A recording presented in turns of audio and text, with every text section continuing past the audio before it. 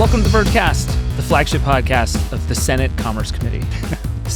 We're so bad, David. You and I are gonna sit here on a dais and we're gonna yell at each other for 3 hours. Can I just tell a story? When I was a baby and I worked at AOL. I'm David Pierce. He's Nilay Patel. Hi, everybody. What's up? Let me tell you a story from my youth. So I'm a little baby. I'm like, I don't know how old I am, 20, 25, 26. I work at AOL for Engadget. And I'm covering like the early innings of net neutrality and like mobile broadband. And I get the bright idea that I should testify in front of Congress. This becomes like a life goal. I was drinking a lot at the time. I was full of Okay. extreme confidence. And I was like, these dummies, they need to hear from like the consumers on the ground. Like I will channel the Engadget commenter base and tell Congress what's up. Okay. Actually, now that I say it out loud, that would have been sick. I should still do this. That would have been, I agree. So I'm like, how do I do this? And I was like, well, I work for AOL. So I get a meeting with like AOL's general counsel and I'm like, I want to testify in front of Congress. And legitimately they were like, about what? And I was like, internet access. And they're like, we run dial-up internet. Like, no, absolutely not. And like, we went back and forth. And at the very end, they were like, what specifically is your ask? You have to ask me for something. And I was like, put me in front of Congress. And they were like, that is not an ask. No. And like sent me out of the room. I love the theory that you can just like apply to speak in foot. Like Congress has office hours and then like once a week you can just go. I was like, this would testify. be great publicity for us. And he's like, you're going to tank our dial-up business that we don't want anyone to pay attention to. It's like No. Shark Tank, but Congress. It was a good idea then. And, now that I've said it out loud, it would be a good idea now. It's pretty good. All right, we have a lot to get to today. We have, I think, the surprise that will not be a surprise to anyone who has ever listened to this podcast before. First, one very quick piece of housekeeping. A lot of people have been asking, so I should tell you that we are, in fact, doing a live Vergecast at CES. Nilay, it's going to be you and me. We're going to be on stage. We're going to have a blast. It is going to be 3:30 p.m. in Vegas at the Brooklyn Bowl, which is like not on the Strip, but it's a cool place near the Strip. It's great. You'll figure it out. You want to super get fun. away from the vibes of the Strip and come to where we are. It was great last year. It was so much fun last year. It was really fun, and we have a link. You can RSVP. You can come, and if you're a Verge subscriber, I have on good authority that you're going to get to go bowling with us after the show. David keeps making this promise, and I think he's just trying to make it true. It's in the invite. David, and you can just say stuff. Pierce is This in what I'm full here for. effect right now. I am just speaking. It's 2026. David speaks all of his desires into existence. This is what we're doing here. There have been pitches for what if we bowled during the show, and I think a series of people have made clear that that's not a good idea. So anyway, Wednesday, January 7th, 3:30, Brooklyn Bowl. If you're going to be in Vegas, come hang out. We would love to see you. All the info is in the show notes. We finally have a page for it. So come hang out. If you have questions, you know how to find us. Nilay, this is the last Vergecast you and I are doing together in 2025. We're going to disappear into the holidays for a while. We have the Spectacular coming next week, but we've already recorded that, so that's done. This is the last time you and I are going to make a podcast together for a couple of weeks. I have a number of notes for you. It's time for your performance conversation. Someone that we talk about a lot on this show did us an enormous favor. Oh, no. Because this you could call the season finale of the Vergecast, which means it is the season finale of America's favorite podcast within a podcast. Brendan Carr is a dummy. And Brendan Carr, for us, went in front of the Senate Commerce Committee and said a bunch of insane things. The people have demanded, Nilay, that we talk about this. They have demanded that we talk about this. So we need to talk about it. So it is, my friends, once again time for Brendan Carr's dummy. Nilay. Oh, boy. Welcome, my friend. He was We've a done real it. dummy this week. It was an explosion of Brendan being stupid this week. For in 3 front hours of Congress. in a row. Yeah. Can I just preface this? Can I just try to lay a foundation here for all of the names I'm about to call Brendan Carr? By the way, you know it's hot when we get more emails about Brendan Carr than party speakers in a week. We get a lot of emails about party speakers. There's one particular clip that we're going to get to in a minute that a bunch of people sent us, and they were like, this is perfectly packaged for David and Nilay and the Vergecast. And it is like, it's one of those moments where it's like, well, we've built something here. Like, if you understand this as Vergecast fodder, we have accomplished something. Look, if I have a criticism of the Democrats as a whole, it's that they have no idea about how to create or shape public opinion. And I'm telling you, it's just repetition. And if you just say a person's a dummy every week for a year, you're like, oh, that guy's a dummy. You can just do it. Anyhow, Let me lay the foundation, because I'm going to call him a lot of names. And I think a lot, people have whatever feelings about my politics or the Verge's politics that they want to have. But I'm going to point everyone, before we begin, to an interview I did in 2012, 13 years ago, with Michael Powell, who was at the time the head of NICTA, which is the big cable television lobby. And before that was the Republican chairman of the FCC. Michael Powell, it's Colin Powell's son. His name might as well be Steve Republican. And, 13 years ago, I had a lot of ideas about the internet and a lot of ideas about how, cord cutting would take over and everything should be streaming and Apple should make a TV. And we talked about all this stuff in this interview. And I'm reading it again today. And I'm going to tell you that 13 years ago, the former Republican head of the FCC and at the time, head of the Cable Industry Lobbying Association was right about everything. Like dead on accurate about how everything would play out and what would happen for consumers. And the point that he made to me over and over again, which I disagreed with him at the time, and you can read that interview and you can see us go back and forth on this. The point he kept making to me was that regulating broadcast television differently than regulating cable and internet was stupid and causing problems in the markets for consumers. I'll just read you this quote. This is from Michael Powell to me in 2012. There are entirely different regulatory benefits and burdens applied to distribution that are meaningless to the consumer. Under the law today, a cable company is required to let broadcasters onto their platform, not because the market says so, not because you want to buy it, but because the government says that's what has to be in the dial. The government says I'm not allowed to sell you subscription tiers until I provide you the basic tiers. My criticism from a consumer perspective is, why is the government placing so much regulatory emphasis on one kind of distribution to the detriment of another? And that's wonky. I understand it's wonky. But what he was saying that entire time was, you're all watching the internet anyway. Treating the broadcasters differently than Netflix or HBO Max or whatever is stupid, and we should stop it. And his point was that the user experience of those things is so functionally and fundamentally the same that treating them differently is a total waste of time and energy. Yeah, it's fundamentally the same, and it's meaningless for it to be different to the user. And this is a fundamentally conservative thing to say, because what he was arguing to me was, we should deregulate this, right? We should deregulate it and let the market pick what they want to pay for, and that will be fine. And at the very end of this, he goes, the a la carte model, where you just pick your services, is deceptively attractive until you do math. He said, you've done a good job writing about this. I read your piece about the Apple TV, which, after my own heart, good politician. And he said, unless you're really disciplined in what you subscribe for, I will get you to your cable bill and beyond really fast. That's the prices that benefit from the cable subsidy. He was right about that too. He was right. I want to start here, because I'm going to call Brendan a lot of names. But 13 years ago, the Republican chairman of the FCC had a conversation with me, and I'm just telling you right now, he was more right than wrong about the fact that we treat broadcasts differently and regulate it differently than cable and internet distorted the market. And he was absolutely right that unbundling and going to streaming would lead to prices that were higher than cable in the end. And his argument was, we should deregulate broadcast, let it compete fairly with cable, and if people pick cable over broadcast, that's fine. We'll do something else with those airwaves. I'm saying all of this because we're going to go through Brendan's testimony in front of Congress today, 13 years later, in 2025. And all of his argument sums up to, I have the power to treat broadcast differently, and I am going to use it. And first of all, you can just see that's not what Michael Powell, Colin Powell's son, the Republican chair of the FCC and the head of the cable lobby, that's not what he was saying 13 years ago. So this is a massive sea change in Republican policymaking and conservative policymaking towards regulation and control of speech. It is also so stupid.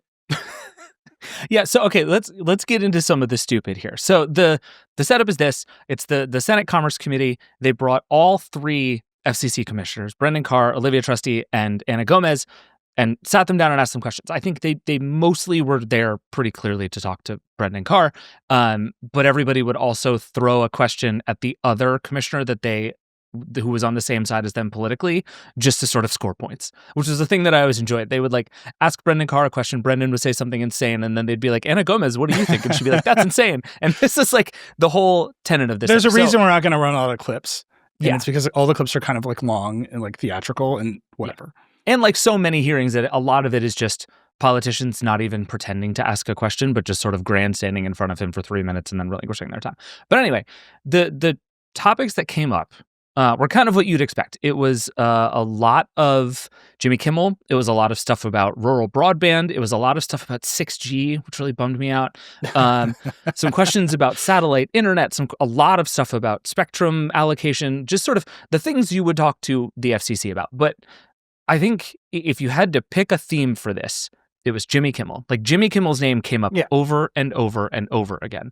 And so the very brief backstory here is that Jimmy Kimmel went on his show after Charlie Kirk was killed and said, let me just quote this. He said, the MAGA gang was desperately trying to characterize this kid who murdered Charlie Kirk as anything other than one of them. This became a whole thing. Brendan Carr comes out and says, essentially, Disney should get rid of Jimmy Kimmel and they should stop airing his show.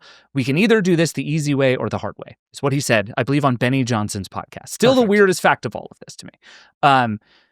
This becomes like the undercurrent of this whole thing, right? Am I overstating the extent to which this was kind of a hearing about Jimmy Kimmel?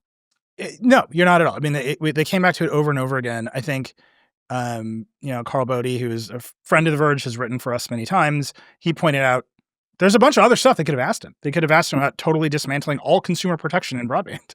And they just didn't. Like one person did. Yeah. They moved on. And that stuff, I think, just doesn't grab the attention. Right. These hearings are, performances for TikTok more than anything these days. And so asking the questions about Kimmel and doing the back and forth gotcha stuff, all of that is made for social media now.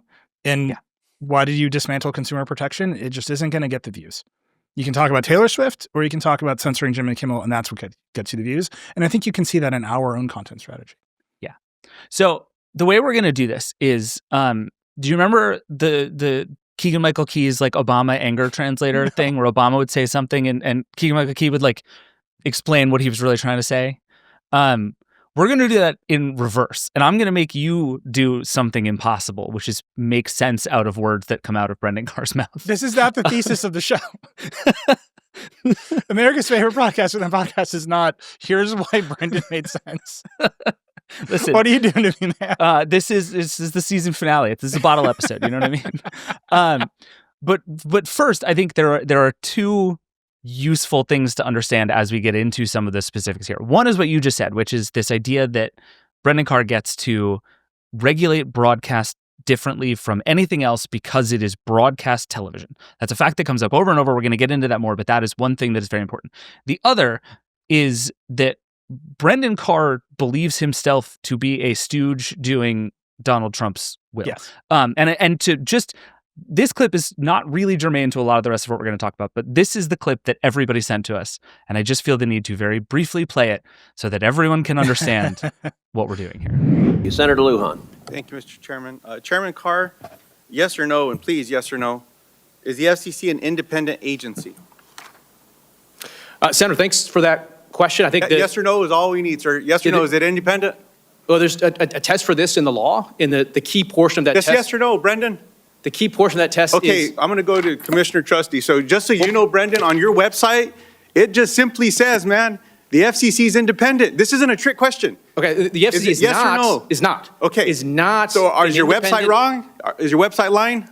Possibly. The FCC is not an independent agency. Okay, can I read this to you? The FCC's mission on the homepage of the FCC, man. First of all, props to Senator Lujan for just calling him Brendan. This goes on for a while. Yeah. It's delightful.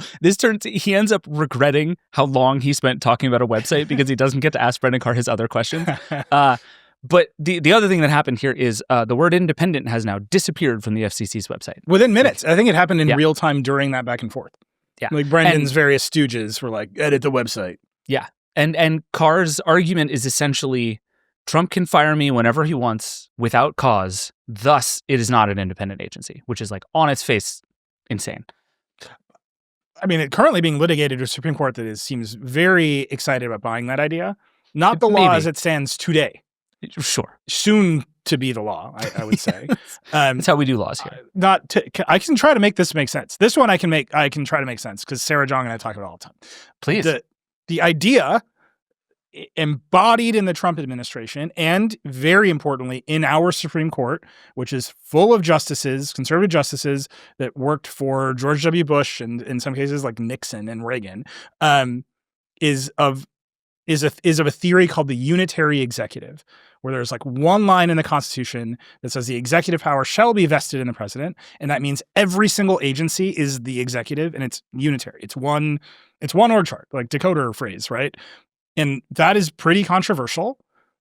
The idea is if you don't like how it's going, you can fire the president and he'll restaff all the agencies. And that means that's how the agencies are accountable to you. The unitary executive. So the FCC is just another part of the presidency. The FTC is just another part of the presidency, and on and on and on. There's a lot of law, like case law, that says that is not the case, that our current Supreme Court, which really believes in the unitary executive, is slowly dismantling. Yes. Also, that's not how Congress set these things up, or necessarily even how you would interpret the Constitution. Like, this is a big fight. Who is more accountable to you? The Congress, where the House gets voted in every 2 years, or the president gets voted in every 4 years and has much more power than an individual member of Congress? I don't know. I do know that what you don't want is to change the censorship police at the whim of the president if the president feels bad. And that is the best argument for the FCC being independent and having the structure it has, where you have 3 members of the majority and 2 members of the minority party. And the reason you set all this up is to insulate it from political pressure, because you don't want control of communications to be political. But that's not what Brendan thinks, because Brendan is a dummy who wants to keep his job. And in this Trump administration, being a stooge is an easier way to keep your job than abiding by the ideals that set up the agency that you currently run. All right, so let's get into some of these. I did make that make sense. I just called him a dummy along the way. That's all. I can do this. Things can make sense, and everybody can be. How are we doing? I'm going to do this, like, imagine this like around the horn on ESPN, where I'm just kind of randomly giving you points for no reason. The first one I want to read you is Brendan Carr answering a question. A thing that came up a lot is a thing that he tweeted, I believe, in 2019, saying essentially comedy and satire are a key bit of free speech and should be protected at all costs, more or less.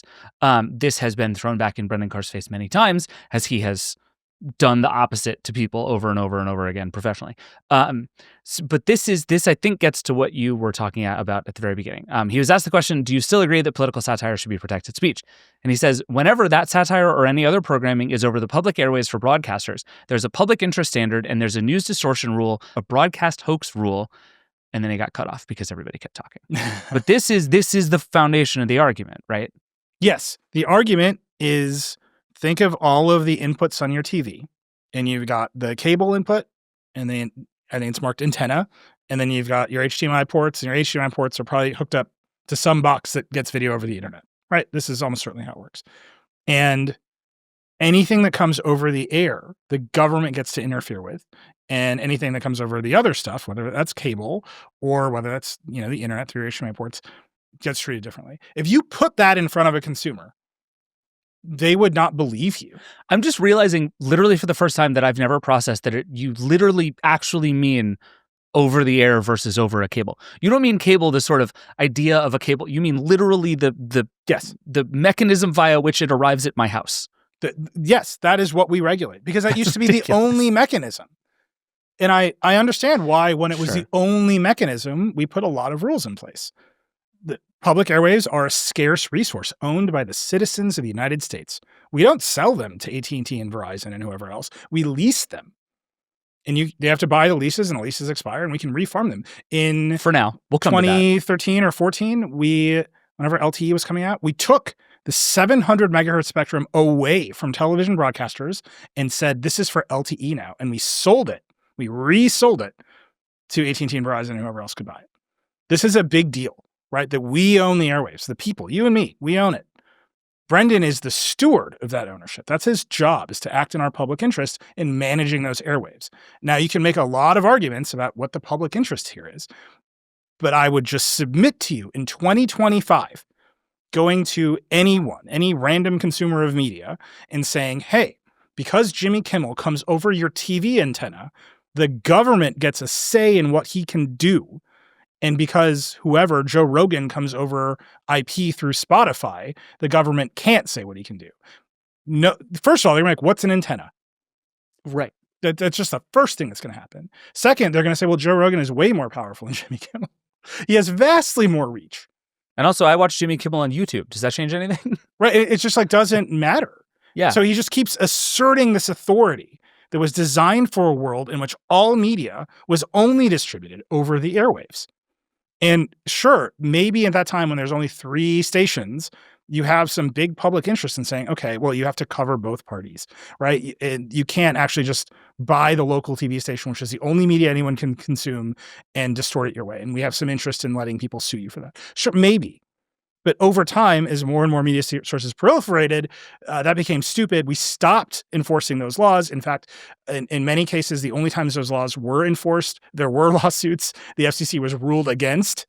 Like, this is power that we give the government that we have decided over time that we don't want the government to use. And what Brendan has been doing is finding these little bits and bobs of unused power and consolidating them to say, I have this power over broadcasters and I'm going to use it to shape the content how I want. And it's going to come up over and over again in this hearing that he keeps saying that he's not doing that.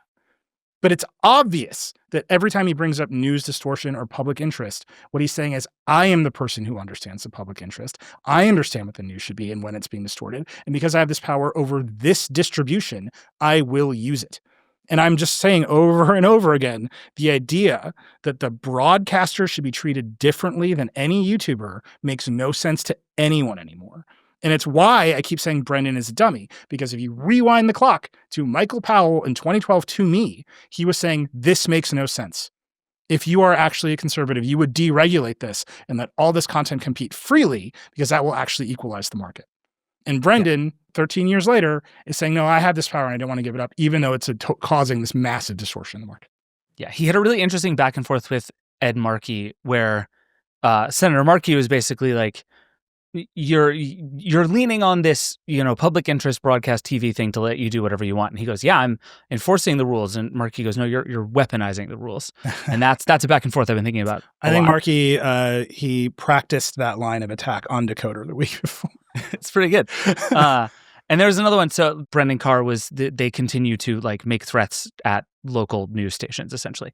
And the question is, this is government censorship, plain and simple. Was it a mistake in retrospect for you to instigate an investigation of that San Francisco radio station? Was that a mistake? And Brendan Carr says, Senator, broadcasters understanding perhaps for the first time in years that they're going to be held accountable to the public interest to broadcast hoax rules to the news distortion policy. I think that's a good thing. He keeps leaning on the idea of these are the rules. They haven't been enforced. Now they're being enforced. Thank God. Yeah. Let me in comparison to the crypto industry. Every Vergecast listener's favorite industry.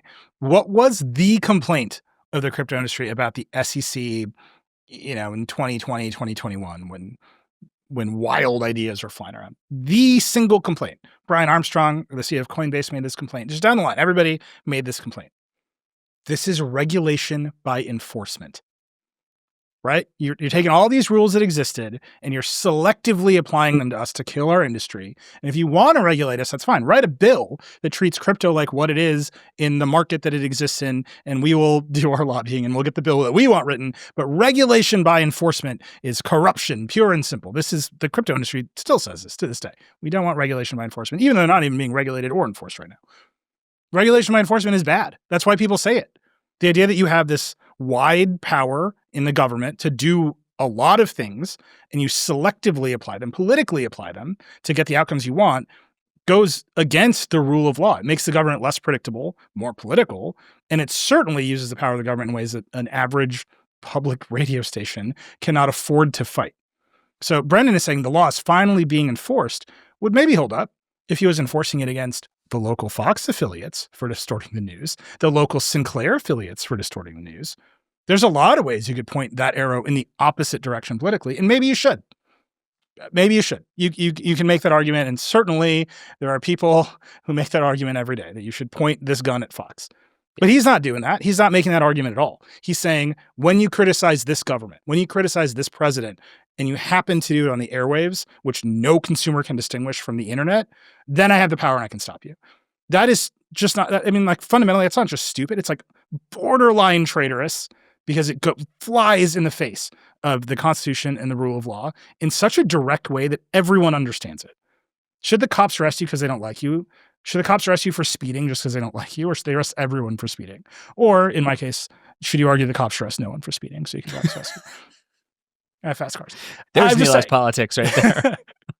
It's like a weird combo platter of policies from the Patel campaign. Vote for me. It'll be fun regardless. All I'm saying is Brendan's argument is I have this power, and if you don't let me use it, that's wrong. And I would just say the real argument is you should never have this power. And even if you do, you should have the discretion to use it equally or not at all. Yeah. So to that end, here's another one for you that I would like you to make sense of. This question is long. So I will summarize it as they brought up what President Trump posted on Truth Social after Rob Reiner died. And basically what he said is, Rob Reiner died because he had what I believe he called Trump derangement syndrome, and he was a bad person. And it's really heinous, awful response.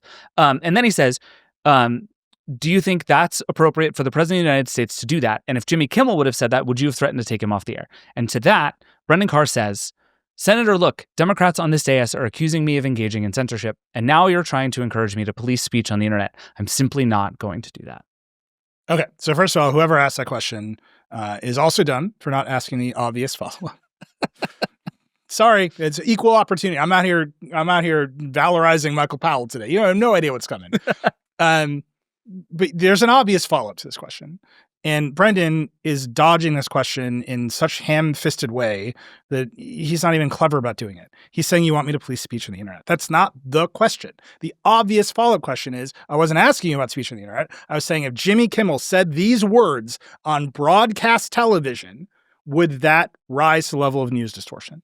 Because when Jimmy Kimmel said, I believe, everyone in MAGA is trying to get away from the shooter or pretend the shooter isn't one of them, you thought that was horrible.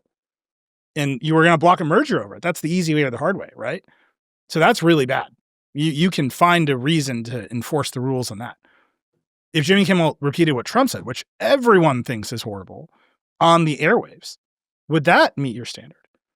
And Carr, because he does not want to answer that question, ham-fistedly dodges out of it by saying, I'm not going to censor the internet. But no one's asking about censoring the internet. And whatever Democrat asked, who was it? It was Amy Klobuchar, I think. Oh, Klobes. Look. Senator Klobuchar, she's monstrous. If she comes back on the show, I'll be like, you blew it. Because she blew it with that one. Because that wasn't the question. Fair. She's really better than that. But she blew it because the question is, no. You keep making this distinction between the internet and broadcast. So if you move these words from the internet to broadcast, the president's words, if you move them from internet distribution to broadcast distribution, would that make them illegal or subject to some investigation? Because over and over again, he's saying, when you do things on broadcast, I get to say whether or not they're true or not. Because over and over again, he's saying, if you say these things on broadcast, I get a say.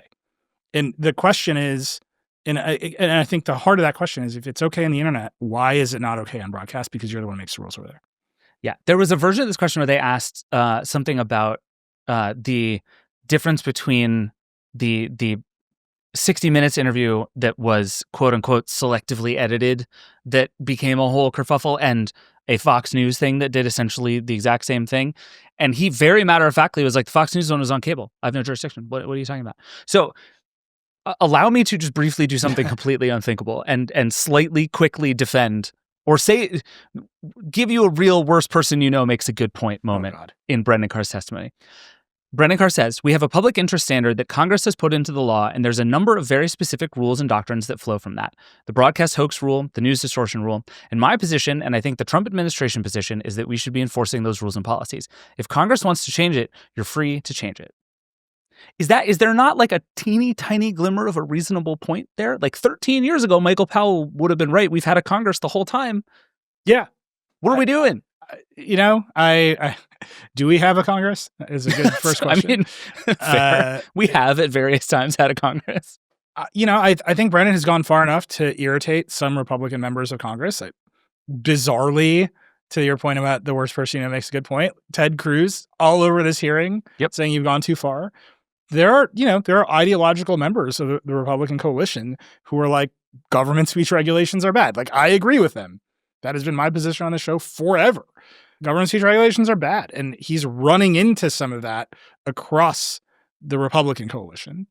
I think the Democratic coalition less interested in that idea, but also less interested in doing stuff. And if there's one thing to learn from, the first year of Trump 2.0, it's, boy, the government actually has a lot of power. It can do a lot of things. If the various people empowered to do things just decide to simply start doing things, it takes a lot to slow them down or stop them, including, Trump just firing people at agencies. He just does. He's not supposed to be able to do that. No one's in his way. Right. There are lawsuits. Some of the lawsuits are getting thrown out. Some of the lawsuits are continuing. Some of the lawsuits get stayed on the Supreme Court's emergency docket because they have to figure out how to throw out the laws that they're supposed to uphold. Like, there's a lot going on there. Democrats have not learned that lesson. They don't just do things.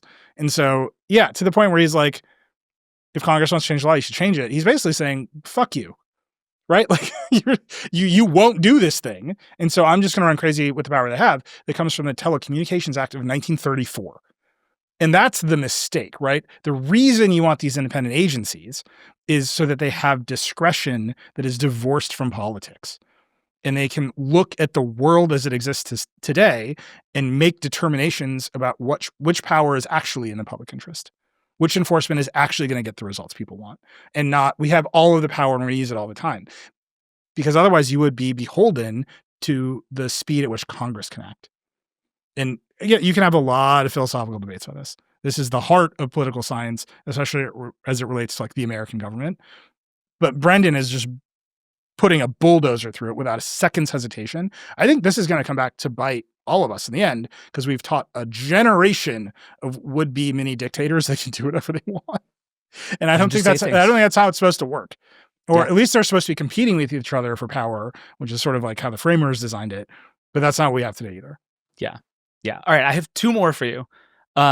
This one I worry is going to take you between 4 and 6 hours to wade through, but I'm going to do this anyway. Look, the reason we cover policy at the Verge is because the iPhone 3GS was dropping calls. And to explain that, you had to be like, there's not enough spectrum, and to explain that, you had to explain spectrum auctions and the FCC. And now here I am being like, this isn't what the framers intended. And good. At once, I apologize. But also briefly talk about spectrum auctions. There we go. Here's a long quote. I'm going to read you the whole thing. Democrats at the time, this is back in the Kimmel time, were saying that we explicitly threatened to pull a license if Jimmy Kimmel wasn't fired. That never happened. That was nothing more than projection and distortion by Democrats. What I am saying is any broadcaster that uses the airwaves, whether radio or TV, has to comply with the public interest, and licenses are not sacred cows. Yes, you can do things to lose a license, but if we want to change that, that's up to Congress. And one idea, for instance, is why don't we put all the broadcast TV licenses up for auction? And if people want to buy them without the public interest obligation, they can do that. Nilay Patel, your thoughts? How? Well, first of all, how would you do that? Like, you would be like, here's my bid. I want less rules. I want you to enforce the power that you have less. I just don't know how you would mechanically do that today without even more acts of Congress or desire from the president to have less power. Again, I think what Brandon is saying is like, go fuck yourself. Like, yeah. And he can, because Congress is fundamentally incompetent at this moment in time, and they won't do anything about it. And so he's issuing a dare that they can't even accomplish. And he's issuing a dare that he would. I agree with him. Do you know what I think we should do? We should probably get rid of broadcast TV, subsidize wireless service for more Americans, make it cheaper and more prevalent for them to access, and move the sort of like public interest local news functions to some sort of subsidized model that pays for local newsrooms around the country. This is a half-formed idea. I had it 5 seconds ago. Doesn't it sound better than Sinclair owns all of the broadcasters and does what the president wants? I don't know if that idea will work, but you can come up with some solution that's like, we need to make sure we support local newsrooms because they hold local parts of the government accountable. There are vast news deserts in this country, and people aren't watching broadcast TV anyway. They're watching their phones. Make the phones cheaper. I can get there. I can come up with some idea that gets you more of the way there than we need to make sure that Sinclair and Tegna do what we want, or we won't let them merge. No one cares about that. And Brendan has lasered in on this thing that no one cares about because there's enormous amounts of money in letting big companies merge or not merge. There's enormous amounts of power in controlling the local news broadcasts all across this country and at a time when local news is dying. And he gets to wield power. And he gets to make himself appear to be the censorship police, even though his power is very, very deeply constrained. Right. Because to go all the way back to the beginning, my guy is absolutely obsessed with not getting fired by Donald Trump. I don't know about that. One more. And this is, I think, maybe one that is going to need a fair amount of Nilay translation here. He says, one of the things I'm trying to do with our media policy as a general matter is to re-empower those local broadcasters to invest in local news. Because what's happened over the years, we've had a consolidation of power into what are national programmers, Comcast, Disney, and others. I guess I should say here, disclosure, Comcast is an investor in Vox Media through its subsidiary NBC Universal. They're big fans of ours. It's all really fine. Brendan continues. FCC coverage over the years. So then Brendan continues. And effectively, a lot of local broadcast stations are just mouthpieces for that national programming made in New York and Hollywood. This feels like some crux of Brendan Carr's sort of theory of the case about media right now. Can you explain what's going on here? This is so rude that you keep framing all of this like that. I'm so mad at you. No, I can't make any sense of what he's saying. Okay, good. But I can translate from idiot to Vergecast. There you go. It's impossible to make sense of what he's saying because the consolidation of power into national programmers is the consolidation of all of the local news stations in many markets being owned by one company. Those are the mergers Brendan Carr Those keeps are the allowing. mergers. Yeah. Sinclair Broadcasting owns a lot of broadcast stations. Tegna owns a lot of broadcast stations. They wanted to merge. There were markets in which they would have owned all of the broadcast stations in a given city. And those are supposed to be competitors, right? Your local ABC News is supposed to compete with your local CBS News. They're supposed to have more men on the street interviews than choppers. That's what they're supposed to do. They're supposed to be anchorman. That's the competition you want, right? Competing for local news to be the best eyes and ears of your community that you can get. The internet has obviously broken this, right? It's no longer lucrative to be the best local news in San Diego. Right. And I think we've lost something for that. I think we all yearn for the simpler days of Anchorman. For sure. Bring us back, Ron Burgundy. Yeah. That's all gone, man. Those stations are underfunded. They are owned by private equity in a lot of different ways. They're owned by Sinclair, Tegna, which have a bunch of private equity in them. The costs are being cut. The stations are being consolidated. They themselves are broadcasting enormous amounts of centralized news programming. Yep. You can't make this argument without being an idiot to reality. It's not Comcast and Disney and whoever else. They are producing a lot of the sitcoms. They produce the national news broadcasts, but the local news on these stations it's centrally being produced by a handful of enormous conglomerates that most people don't know, can not possibly hold accountable, and quite honestly have miserable taste. Just horrible. Go to any local news station's website and be like, do these people have good taste? And the answer is no. They have private equity taste. Right? It is the lowest common denominator slop across the board. And so you remember when Deadspin did that video ages ago and it was just the same broadcast on every single station. They're all reading the same script. That's the danger. Yeah. That was some truly dystopian stuff too. And this is, I think even that's a decade ago. Yeah. That's the danger, right? Is that you will consume this news that you perceive to be made in your community, but it is actually being made by a national broadcaster with national interests that is playing a culture war that is 1 million miles away from you, literally and figuratively. And so Brendan's saying, I'm protecting you from the big evil NBC and Comcast and Disney and ABC, whatever, but at least you can see those. Those are legible to you. Sinclair and Tegna are not legible to you. So when Brendan exerts his power over them, you might not even know it. You might not even know how to hold them accountable, because they're running under the ABC News branding. And so, again, this is incoherent nonsense, because the reality is nothing like what he's describing. It is also dangerous because he's continuing to assert his censorship authority over a thing that is diminishing in value every day because the people who own it are diminishing its value anyhow. And I just look at this. I'm like, why do you want to be known as the censor-in-chief? To what end? And maybe it's because he doesn't want Donald Trump to fire him. But I would say his next move, and he's got this comment here about Section 230, his next move is to say, hey, you know what else runs over the public airwaves? Mobile internet service. Do you know what else the government operates in the public trust? The internet. We should not have news distortion on YouTube. We should not have news distortion in the TikTok algorithm. This criticism of our nation's greatest ally, Israel, has gone over the top. We're going to make sure X shuts it down. That's all coming. There's a reason he's using this power now. He's saying, I have this power and I need to use it. The only next move is to say, I should have more power. And this line about 230, where he wants to reinterpret 230, that's his shade at it. Yeah, let me read this one to you, and then this can be the last one, because I do think this hints at the 2026 season of Brendan Carr as a dummy. He says, I think I've expressed concerns over the years about how courts have sort of misinterpreted and given expansive new readings to Section 230 that aren't in the statutory text.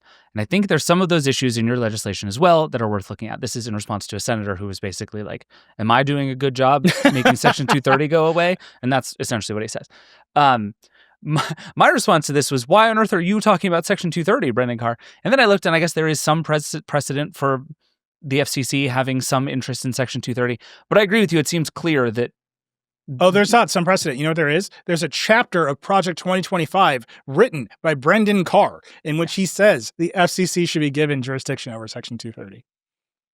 Again, this feels like where we're headed. He's not a savvy operator. Yeah. Like I can just read his plans. I'm like, these plans are stupid. And then he does them. Yeah.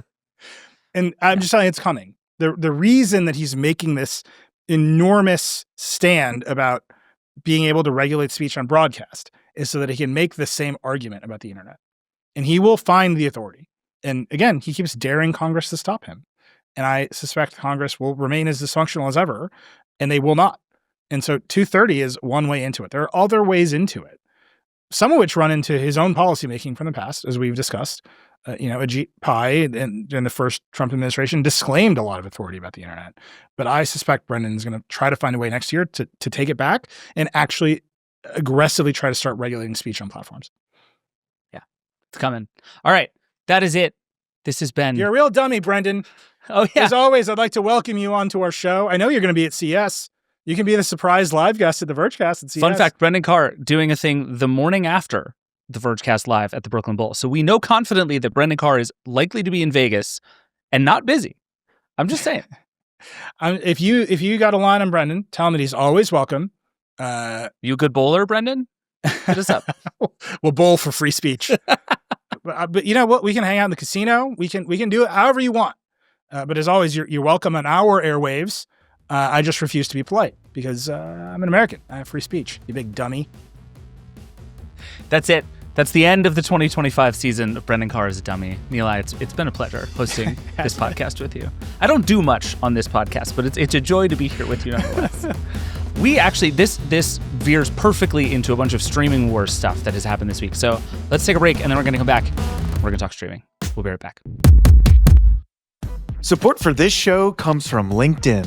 If you've ever hired for your small business, you know how important it is to find the right person. That's why LinkedIn Jobs is stepping things up with their new AI assistant, so you can feel confident you're finding top talent that you can't find anywhere else. And the best part is that those great candidates you're looking for are already on LinkedIn. In fact, according to LinkedIn data, employees hired through LinkedIn are 30% more likely to stick around for at least a year compared to those hired through the leading competitor.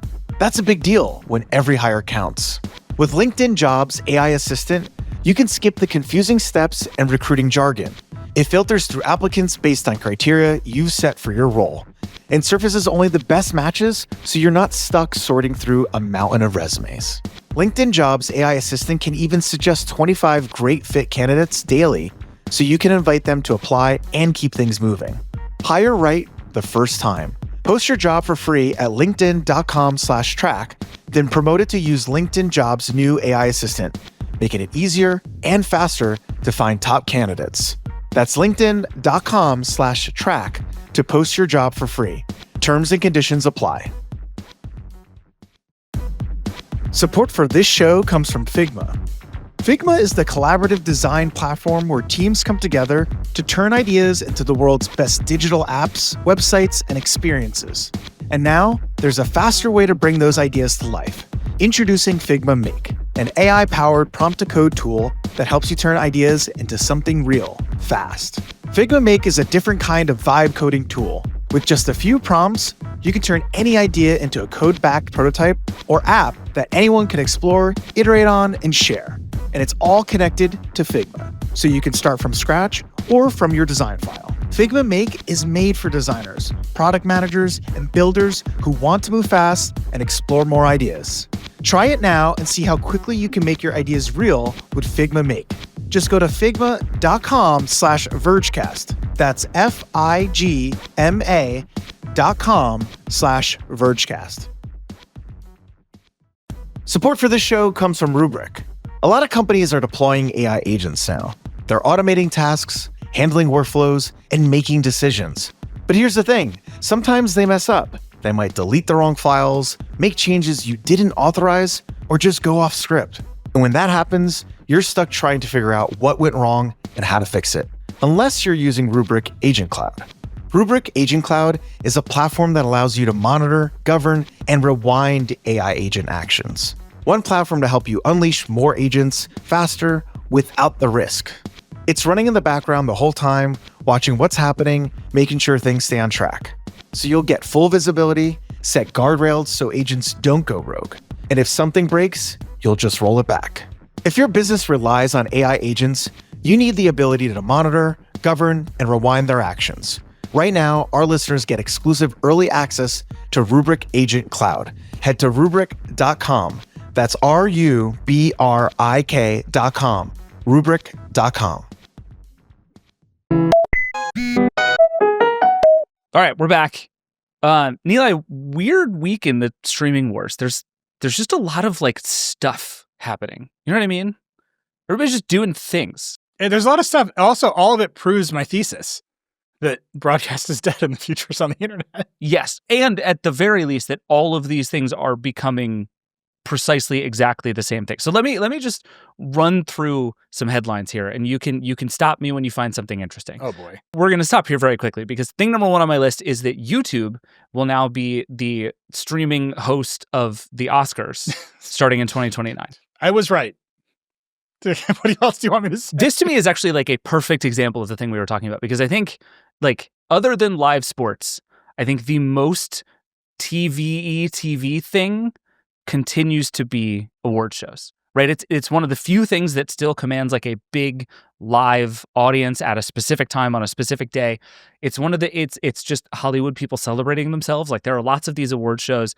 Netflix, I think, got the SAG Awards, so this is a thing that's been happening. But the Oscars is a big TV moment every year in a winnowing list of big TV moments every year, and now it's just going to be on YouTube. Does that feel weird to you? It doesn't feel weird to me. Like you mentioned, Netflix took the SAG Awards. The Grammys moved to, quote, Disney platforms. Oh, right. We had the president of the Recording Academy, Harvey Mason, on Dakota a while back, and he was in the midst of changing from CBS. They've been on CBS for a million years. And he was basically like, I got to go where the kids are. And he hadn't announced it yet. And I was like, I'm on YouTube. And then he was like, Disney Plus. I'm like, okay, that's equally good. Like, that's where the kids are. Like, these awards need to be near the relevant audiences. Right. And the Oscars have a real problem, which is no one has ever watched any of these movies. And so you just like back into, should we give Endgame the Oscar for Best Picture again? Like, I think if they just gave Avengers Endgame an award every year, like, more people would watch the Oscars. I just get such a kick out of this because, like, I did this big story about YouTube for its 20th anniversary, which was earlier this year. And one of the things they're very honest about is that a big next moment for YouTube is going to be to start winning some of these big Hollywood awards. Like, it has the audience. They got on the Nielsen ratings, which was a huge deal and a real sort of legitimacy thing. They have all the advertisers they wanted. They were like, we have all the pieces of this puzzle, but we've never won an Emmy. We've never won an Oscar. And now it's like, you just have to wonder if Neil Mohan just ran around and was like, we're never going to win an Oscar, but we could do the Oscars. We can buy the Oscars. Does that count? So, I have some questions about this, which we'll see. Yeah. Apple took over Major League Baseball. They were in charge of producing it, and they did a bad job. Yes. They might still be doing a bad job, but they got better. But initially, like, a horrible job. They're also about to take over Formula One, and a lot of people I know are, I would say, curious and nervous about how that's going to go. Although Formula One is owned by Liberty Media, so I don't know if Apple's just a distributor there. But I think the actual show is still produced by Liberty. Yeah, we'll see. Amazon does Thursday Night Football. I would call that messy. Yeah, right? Like, sure. if you've ever wanted to hear Al Michaels take a nap, you should watch Thursday Night Football on Prime. Or to see retired NFL players take their shirts off at the halftime show. Vastly more exciting than most of the games. Yeah. So, like, there's just some, like, do you have the muscles to do this? Like, do you know how to do production in the way that the big broadcast networks did production, which is a big part of making these award shows feel big.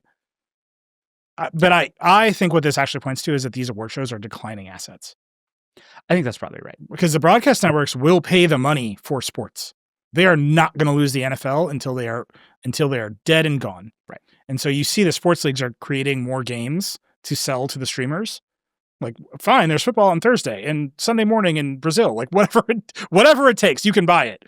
But the core broadcast rights, the big networks will continue to overpay for because that's all they have left. And I think they're all looking at the ratings for the Grammys and the Oscars and everywhere else and saying, this isn't worth it to us. Yeah. And so I do think until there's monoculture again, these award shows are basically going to devolve into, we give an award to the movie most people have heard of, and we are going to make up new categories for Beyonce to win every year. Yeah, I mean, it's like the Golden Globes added a achievement in box office category over the last couple of years, literally Cool. just so that they could say, here's the biggest movie of the year, and hopefully we'll get big A-list celebrities to come. Yeah. So, okay, so that's one. And then also this week, Netflix announced that it's making a FIFA game, which is a big deal to me personally, but is also... so Netflix has been sort of like dabbling in video games for a while now. They've done a lot of resurrecting of old games. They've done some sort of indie game stuff. But so EA, which had the license to make like the official global soccer game for years, lost its FIFA relationship last year. So now EA still makes a game, but it's called EA FC and not FIFA. And Netflix is now apparently going to make the FIFA game. Like they're just going to go try to make a rival sports game. Nilay, to put this in terms you understand. No, I get it. I get it. They're saying they can make a Madden. I know where they're going to make a Madden. That's exactly right. That is such a like several orders of magnitude leap from any of the gaming stuff Netflix has been doing in the past. And to me, it suggests that like you only do this if you're dead serious about really trying to compete in video games. Like if they're going to make a AAA sports simulation game, you're not messing around. Are they going to make a AAA sports simulation game? We'll see. Like, do they even have to? Maybe not. Is the AFC any good? Like, if you wanted to compete with Madden today, Madden 26, what I've been playing, which is so hard, you could just tell me that you've made Madden 2001 with the current rosters. I'm like, that's better. Yes. I play this game called Retro Bowl that is essentially that. The graphics are awful, but it has the NFL players' names right there, and I love it very much, and I play it all the time. Yeah, it's it. It's great. I get a lot of TikTok videos of legendary Packers backup quarterback Kurt Benkert, who never played, but is legendary Packers quarterback Kurt Benkert, and he's playing Madden, and I'm just like, I'm not playing that game. I don't know. I've never seen that game before. Like, what are you doing? Amazing. And so like, and I get their skill levels and whatever, but like, I'm just saying, I think the market for some of these games that have been pretty lazy for a long time is huge. Yes. Plus, if the license in there, a lot of people know what FIFA is. And a lot of people, I think Netflix is very interested in being sports adjacent. Yes.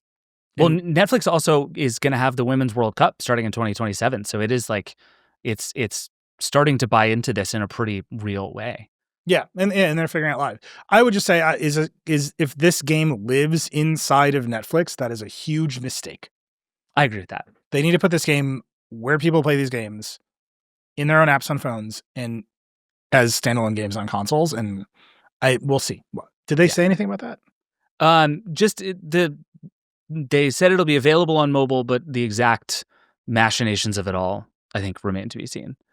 But I agree with you. And I think Netflix has done it kind of in all possible ways. Like there's some stuff that is buried, but then there's other stuff that you can just go get and you just log in with your Netflix account and that's fine. I have been of the mind for a couple of years now that this was like a fake thing that Netflix would eventually just kind of give up on the minute like the interest rates went up a little. That no longer seems to be the case. I actually think Netflix might be serious about doing games. Well, particularly, and we're going to get to this, as YouTube encroaches more and more on Netflix, Netflix has to find stuff that YouTube won't do. And YouTube is not going to publish games. Or can I interest you in Netflix just buying a bunch of stuff that used to be on YouTube? The other thing that happened this week was Netflix made deals with Barstool Sports and with iHeartRadio to get a bunch more video podcasts onto Netflix. And there's reporting out there that says the deal with Barstool is 8 figures a year. Pardon My Take, a big and very popular football podcast, is moving exclusively to Netflix. This is like an ongoing thing. Again, there's a lot of sports here. This is like Netflix is spending an awful lot of money to get video podcasts off of YouTube and onto Netflix. And I have two things to say about that. One is, what the hell? Why haven't we gotten a phone call? Like, what are we doing here? I feel like disclosure. I made a Netflix show that didn't make it to a second season. That's your disclosure. You're the problem. They're like, we're never working with Nilay again. But also, like, again, we're in this moment where it feels like YouTube has sort of conquered the world, except for winning Oscars and Emmys, right? And Netflix has conquered Hollywood and now wants to go be YouTube. Like, these two things are just running at each other so directly and so fast. It's almost bizarre to watch. I feel like there's some strategy confusion on Netflix part here. Video podcasts are great. Obviously, people are spending a lot of time on them. They dominate YouTube's time spent charts. A video podcast on Netflix without the YouTube commenting ecosystem feels way less valuable to me. I think I agree with that. There's some, even, our own show. Like, you can comment on our show on our site, and you can comment on YouTube, and you just look at the volume of comments, and you're like, well, there's more action on YouTube. Like, more people are incentivized to do it there. There's something about that seems important in the context of a podcast, which is, before creators became creators, we were podcasters before there was a creator economy, and the relationship that we have with our audience was very direct in a way that the relationship of like Netflix TV show runners is not as direct. And so I think Netflix wants to buy the time, but they can't get the relationship without the back and forth. And I can say this I can make this example very concrete. We launched the entire Verge off the back of the Engadget podcast. Yeah, fair. Yeah. Right. We had Engadget. We were unhappy there. We had the podcast. We left. We didn't take the feed. I mean, this is ancient history now, but this is stuff that you see playing out over and again now. But in 2010, we were like, we're going to leave. Can we have our podcast feed? And AOL said no. And we told our audience on Twitter, we're leaving. Here's a new podcast feed called This Is My Next Podcast. And the entire Verge is built off of that audience relationship, which was very direct, very two-way, right? It was a little community. That's not the relationship anybody has with Shonda Rhimes, I don't think, right? Like, it's just different. Like, Netflix is Hollywood in that way. So they can buy all these video podcasts, but if they don't understand that what they're taking is the sort of direct parasocial audience relationship that creators have with their communities, I think they're going to make some missteps. I put that right next to them buying Warner and say, I think they actually might know what to do with Warner. Big, who knows? But like, you know what I mean? Like, they're better at that than YouTube running a social network. Yeah. Some news on that front, by the way. This keeps just getting more and more bizarre. Netflix continues to say it is very serious about putting Warner Brothers movies in theaters. Like, this thing where Netflix is going to destroy the movie economy continues to burble, and Ted Sarandos has to keep saying, no, I like movies, I like Hollywood, we'll put stuff in theaters. I think I still believe that slightly more than you do, but they keep saying it. But then the other thing, I think the more important thing that happened this week is Warner Brothers is telling its shareholders to reject the hostile offer that is coming from Paramount. We talked through kind of what these deals look like last week, but essentially Paramount wants the whole company, thinks it can get the regulatory side of this done, has a lot of funky financing things going on, had Jared Kushner involved, but even he now thinks the deal is out. Like, it's all pretty good. It's a big mess. And Jared Kushner dropping out of the Paramount bid is like very funny. It's a tough look for Paramount, which is not a thing I ever thought I would say about, getting out of business with Jared Kushner. But anyway, so Warner is essentially saying, we want to do the Netflix deal. We are going to do the Netflix deal. You should turn down this Paramount offer. There is a lot of continuing smoke. Elizabeth Warren was just on a podcast, I Like the Town, talking about why this is a total antitrust disaster and neither Netflix nor Paramount is a good home for Warner Brothers. Like, this thing is going to keep being a mess, but it actually looks like it might pretty quickly become just Netflix's mess. Is that your read? Liz wrote a piece this week. Great headline. Larry Ellison's big dumb gift to his large adult son. Oh, was good. The thing I don't understand about the Paramount bid for Warner is that it is backstopped by a bunch of Saudi money, but also fundamentally by the Ellison family's own stock in Oracle. Right. And, if you are the CEO of Oracle, you have no choice but to pretend that AGI is around the corner. And so saying, I'm willing to trade in my AGI valuable stock for your garbage Warner Brothers stock Yeah. is it's a crazy on its face. And that, that's Liz's piece, is like, you can't believe this. And, a lot of commenters, a lot of people are responding, they just want to buy political influence, which is sort of like, well, then why did Jared Kushner back out? But like, maybe. But also, they have plenty of political influence. Larry Ellison is not hurting for access to the Trump administration. Right. Like, maybe what you want is culture war political influence, but you can just get it, especially if you're also trying to buy TikTok, which is arguably more influential than Warner Brothers. So it's just like unclear what Paramount's upside is. It's unclear why you would trade in Oracle stock for Paramount Warner Brothers stock, which already sounds like it's worth $0. And then you have to do the whole integration of these two things and not screw it up, which every single person that has ever bought Warner Brothers has done. So I do think it'll probably eventually be Netflix's mess. I just think we're 2 years of talk about regulation by enforcement, like 2 years of Trump administration concessions away, which is why Netflix doesn't want CNN. They don't even want to be in that conversation. They want someone else to deal with that fight. Yeah. Netflix is very happy to have like sports podcasts and not interested in CNN. But and I think the reason Ted Sarandos is running around saying he's committed to keeping movies in theaters is because Hollywood prefers him over Paramount, but still doesn't prefer him. Right. So he's trying to become the winner by saying, no, we're going to give you the things you want. Like, you like us better than those guys, but like, let me sweeten the pot by saying we'll keep movie theaters alive. Right. Rather than just being the lesser of two evils, which at this point they are, but only like slightly. Okay, two more things, and then I have a little game I want us to play here at the end of 2025.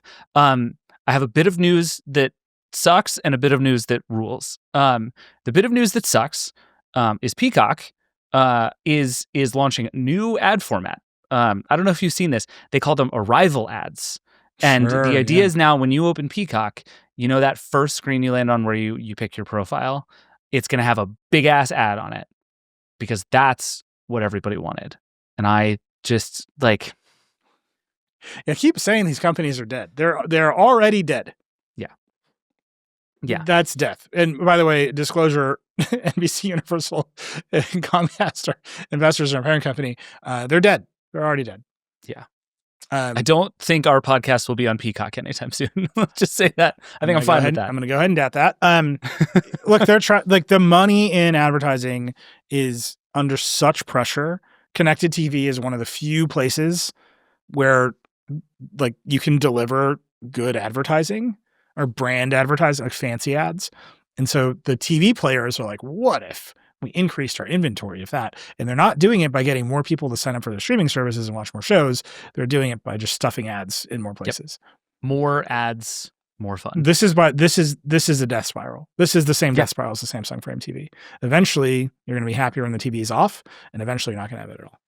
Yeah, I mean, this is a way of suggesting that, like, okay, we can't actually win this game on its merits, so we're just going to bleed you on the way out.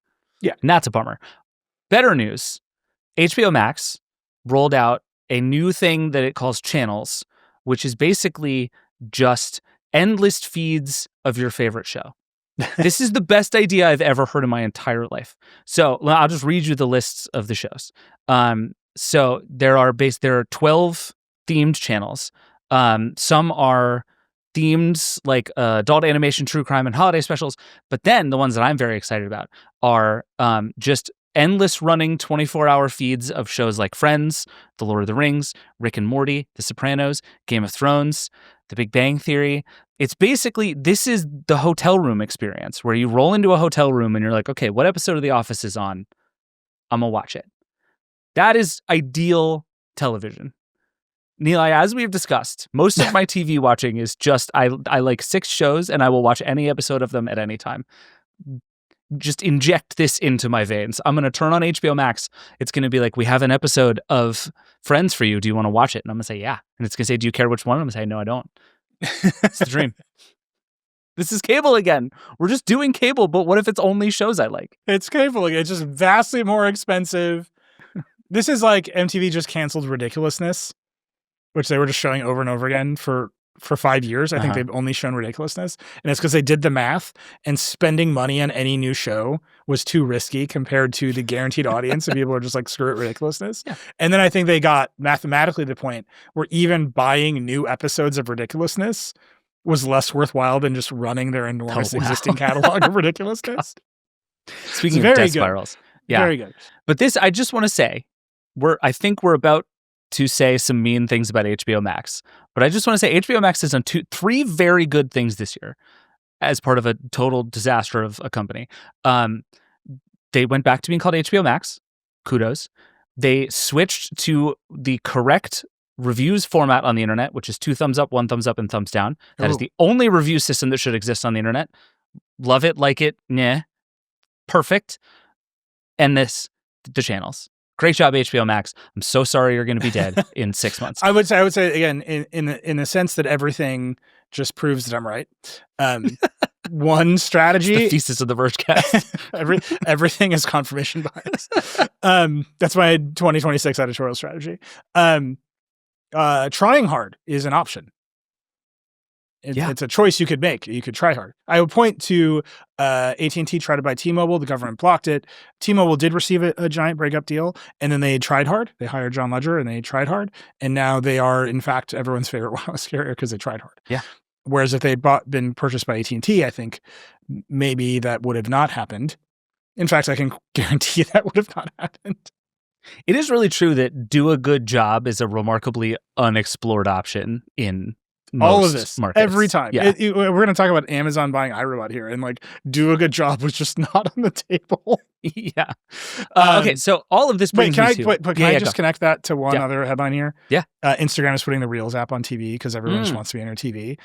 One of these companies is going to figure out that the actual experience is building a TikTok discovery app on your phone that you're just like get into the middle of some movie that's in their catalog and you push a button and it starts playing on your TV. That's all I want. Yes, 100%. I don't want the HBO Max app on my phone to have HBO Max in it. I want it to be a TikTok feed of clips of movies that are on HBO Max. And I'm like, screw it. I'm watching The Dark Knight again. I Fine. 100% agree. I literally could not agree any more with that take. And Netflix is probably best set up to do this. And there are like glimmers that Netflix actually might get this. They've done some of this stuff in various places. But like, yeah, forget the guide. Forget showing me the icons. I want to open the thing up and I'm just going to flip through clips until I find something that seems cool. And then I press play and it shows up on my TV. That's the remote of the future, man. That's the game. I'm so in. Someone's going to figure it out. Yeah. It's not going to be Paramount Plus. I was going to say it's super wonky. Paramount Plus HBO hasn't Max. figured out starting the stream within 5 minutes of pressing play. Yeah, tell me about it. They also haven't figured out what any of the characters on Landman should be doing here in season 2. I'm just to set that aside. There's your argument against letting Paramount Plus by Warner's watch this season of Landman and be like, this company was like Taylor Sheridan knows how to write a TV show. All right, let's get to the game I want to play here. It's been a minute since we have revisited the Go 90 scale of streaming services, and we're just gonna do that. Like, here's my question: do Billy Bob Thornton and Ali Lutter like each other on that show? It's unclear. Yet they just keep banging away. Go ahead. Okay, I have to tell you, your pitch for Landman recaps as our new podcast within a podcast has been resoundingly rejected. They might hate each other. I will, however, accept a pitch more geared around the various goings-on of Billy Bob Thornton, but we'll come back to that in 2026. For now, Travis Larchuk, our producer, come join us, Travis. Hello. Hi. So we have not revisited the Go 90 streaming scale. Oh, man. In a while. And it is time for us to do that here at the end of 2025. Maybe we should have been doing this every week. So, Travis, you, as you are wont to do, are not only our producer, but you are the vibe coder in chief of the Vergecast, I would say. You've made something for us today. I've done more for vibe coding than anyone making vibe coding has done. I have made a Go 90 scale that we can interact with. So here it is for the listeners. We have 8 streaming services here. And the scale, Nilay, do you want to describe the origins of the Go 90 scale? So Verizon once started a streaming service. It's called Go 90. Their pitch was that you would join a gang. I believe it was a gang. And that these gangs would roam their service. And then when you started watching a video, you would rotate your phone to fully experience the video, thus going 90. Go 90 failed immediately. It went 90. It went. And so you see the scale is from 0, which is alive, to 90, which is dead. Degrees. You understand? You get 90 degrees, you're dead because you're lying down. That's the Go 90 scale of doom streaming services. It's very good. It has been very useful for us over time. And here at the end of 2025, we're going to put, 8 streaming services on that list. So the 8 are, in no particular order, HBO Max, Peacock, Netflix, Paramount Plus, Apple TV, YouTube, Prime Video, and we're doing the Disney bundle, the Disney Plus, Hulu, ESPN as all one thing. So just to reiterate, 0 is alive, correct, and 90 is dead, and the closer you are to 90, the closer you are to death. That's correct. Many services have hit 90 Yes. over the years. Famously, Quibi went 90 in just under 10 minutes. Yep. Quibi, there was a time that we needed to rename this the Quibi scale of streaming services. But Go 90 is just too good a vision. So let's start with the HBO Max because we were just talking about it. Travis, where would you put this on the Go 90 scale of streaming services? Knowing everything we know. All the stuff of doomed streaming services. Doomed streaming services. Get my branding Sure. right, Pierce. Listen, there's been a lot of doom and gloom around HBO Max, but a few weeks ago, they debuted a new TV show that is sweeping the internet called Heated Rivalry, about 2 professional hockey players who are secretly in a relationship with each other. And let me tell you, as a person who's been gay his whole life, this has been crazy to watch. And so I cannot, in good conscience, put this anywhere past 60 on the scale. Okay. So that's So where I have I'm not starting watched it. 1 second of the show, but it has been everywhere. And it's one of those shows that shows up all over my various feeds, and it's all just like 2 hockey players sort of smoldering. Like, I couldn't tell you anything about the show. Wait, is this a reality show? No, it's This is a drama. Okay, But okay. is So it it's a just? soap opera? It appears to just be nonstop sexual tension between hockey players. Is that It's more than tension. It is full Fair on enough. Skinemax style butts in every episode. Are And the internet loves it. Yes. I guess you're skating. I always think of hockey players as a shoulder situation. It's both. I guess I've revealed a lot about how I think about hockey players. you have? I grew up in Wisconsin's like Minnesota adjacent. There's a lot of hockey floating around. It's true. I lost to a number of hockey players in my youth, is what I'm trying to say. Okay, so Travis is capped it at 60. I kind of feel like 60 is as low as I am interested in going. Because if this is all in the guise of going to Netflix keeps saying that it's going to keep HBO Max alive, that it'll keep being its own thing. I have a very hard time imagining that's going to be the case. But I suppose it's going to be a while. Whatever will kill HBO Max is probably not going to happen in the next, let's say, 12 months. 85. So Travis is at 60. I'm at 85. David, that means you get the final call. Yeah, I think we're going to split the difference. We're going to put it at like 75 because I think there is it has begun its inevitable demise, but it's going to take a while. Right, because 90 is actually dead. So we agree that it's not 90. Correct. It is not currently dead. Let us know if HBO Max is currently dead. You can only go 90 the once. you don't go back. You can live at 89 for a long time. Yes. So my argument is that death is imminent. But I think death actually will take several years. Yeah, I think death is looming, but it's not. It's not. 75 is a good with us. looming. Yeah. All right. Fine. Heated Okay. Rivalry did get picked up for season 2, so That I'm buys holding you out at least hope. another 12 Yeah. months. This is what I'm saying. Exactly. All right, next on the list, let's do one that definitely isn't going to be as high or higher. Let's go with YouTube. YouTube is at 0. Right? It's okay. It's default alive forever. We were talking about this earlier, like the sequence of things that I would have to imagine in order for YouTube to be above like a 20 seems essentially impossible. Yeah, there's no way. Like you'd have to break up Google. There would have to be some gigantic economic catastrophe. Like so many, the heat death of the universe would have to be in range before YouTube would go away from a 0. Travis, any disagreement there? No disagreement on this end. Okay. What's the hockey player situation on YouTube like, Travis? There are no gay hockey players on YouTube. So, All right, so you know that's- what? it's For a that two. reason, 45, baby. I'm going to put it at 1. I'll allow it. All right, next up, let's do Peacock next. The other one we were just talking about. Nilay, where do you land on this? Peacock is over a 45, but it is under 75. It's in the, like, you're not default alive. Really? I would have thought you wanted this to be in like the high 80s. Well, no, because they have the Olympics. They do have the Olympics. Right. And it's also like NBC just split up the company. Like Comcast just split off all the cable channels into MS Now and whatever CNBC rebrand exists that honestly makes it look like a healthcare services firm. Like, I don't know what that is. And they think the business is Peacock. Right. Like Universal Studios and NBC Television and Peacock is the business, and the cable networks are left to, I mean, when they do these splits in Hollywood, they refer to these like ancillary businesses as shitcos, which is very funny. And so Peacock is more alive than not because they have executed the split. They got rid of the stuff they don't want. They're all in on this as the future, but then they have the taste that they have, and they are still subscale, right? They're not as big as Netflix. They're not as big as YouTube. And they're going to put Arrival ads on the home screen and basically bully you into watching the Olympics on it. Like, that's closer to death than not, right? It's not a given that it will survive. Yeah. But it is, they have more assets in their favor than not. Travis, what's your Peacock stance? My Peacock stance, they have the most popular reality TV show called The Traitors.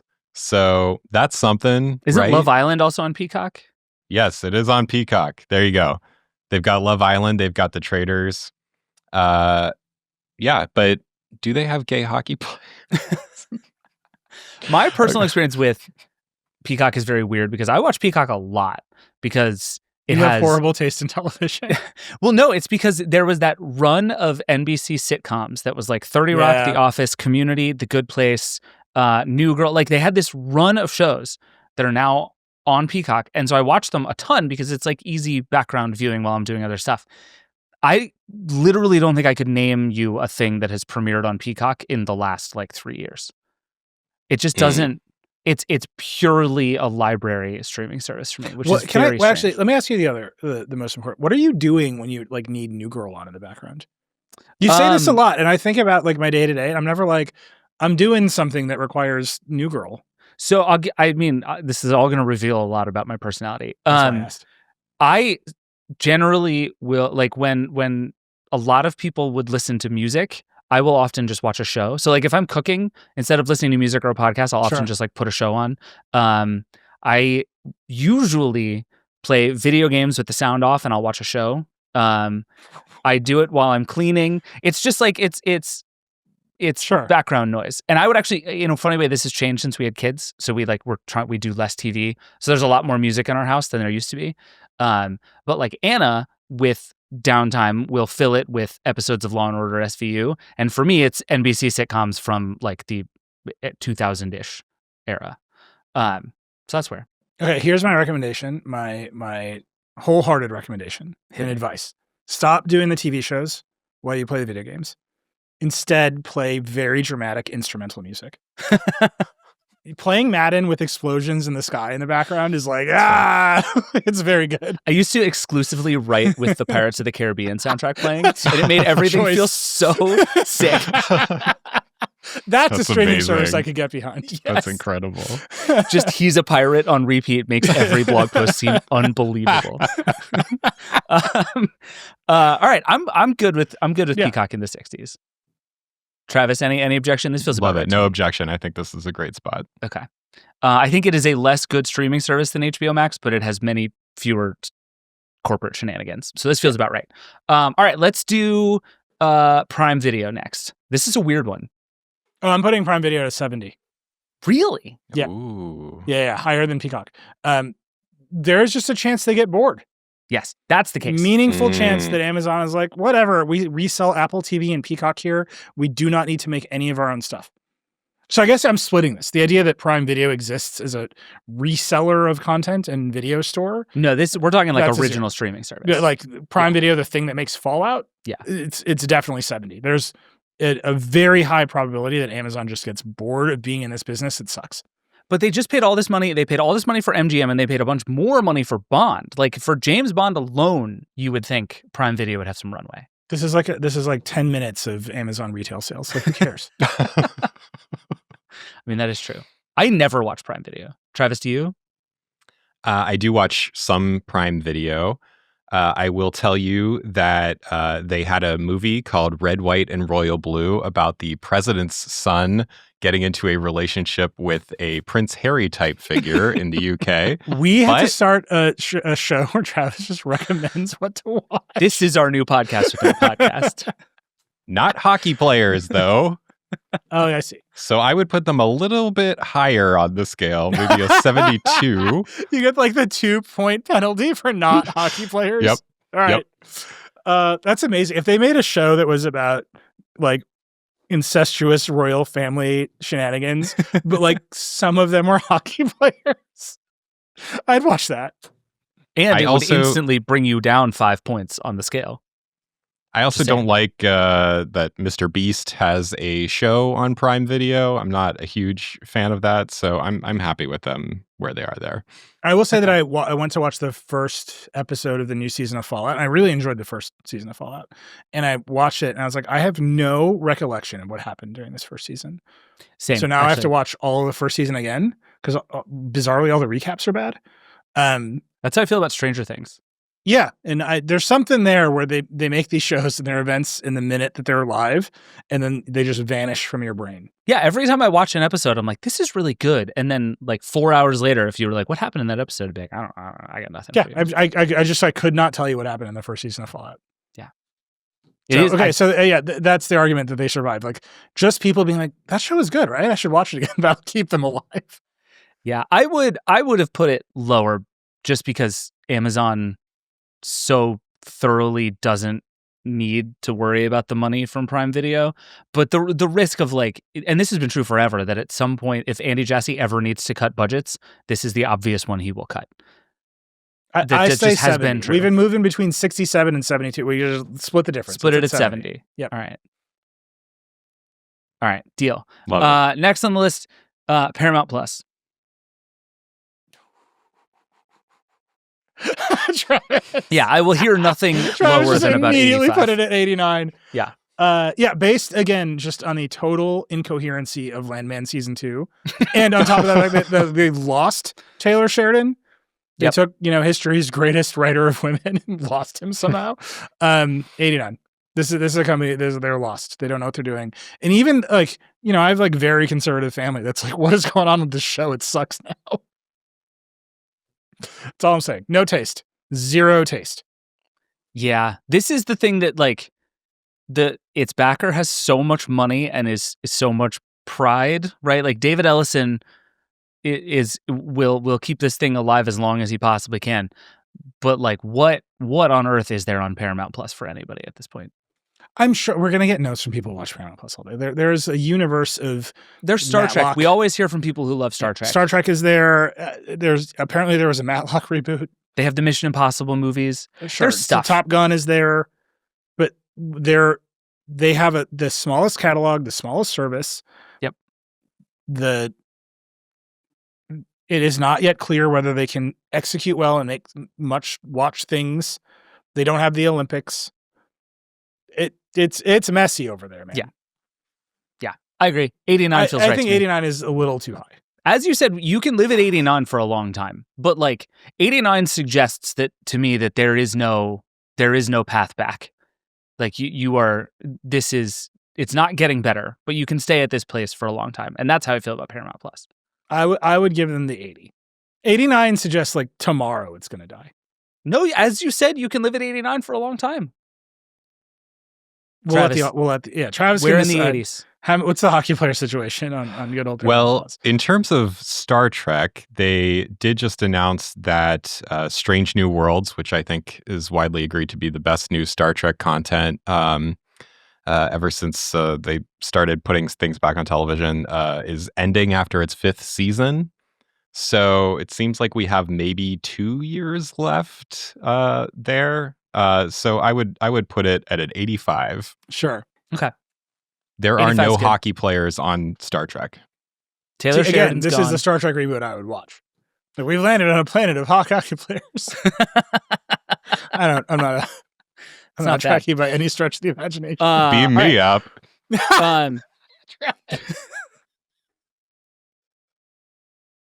Why did That's that very get me so bad? We got to end the show. Oh boy. All right, 3 more to do here. We're all going to recover. It's going to be okay. Let's do the Disney bundle. Great. Which I think is also very from Beat Me Up. I think it's unfair that you bundled these Really? Why? because Hulu is at 89. Yeah, that's why I bundled it. Like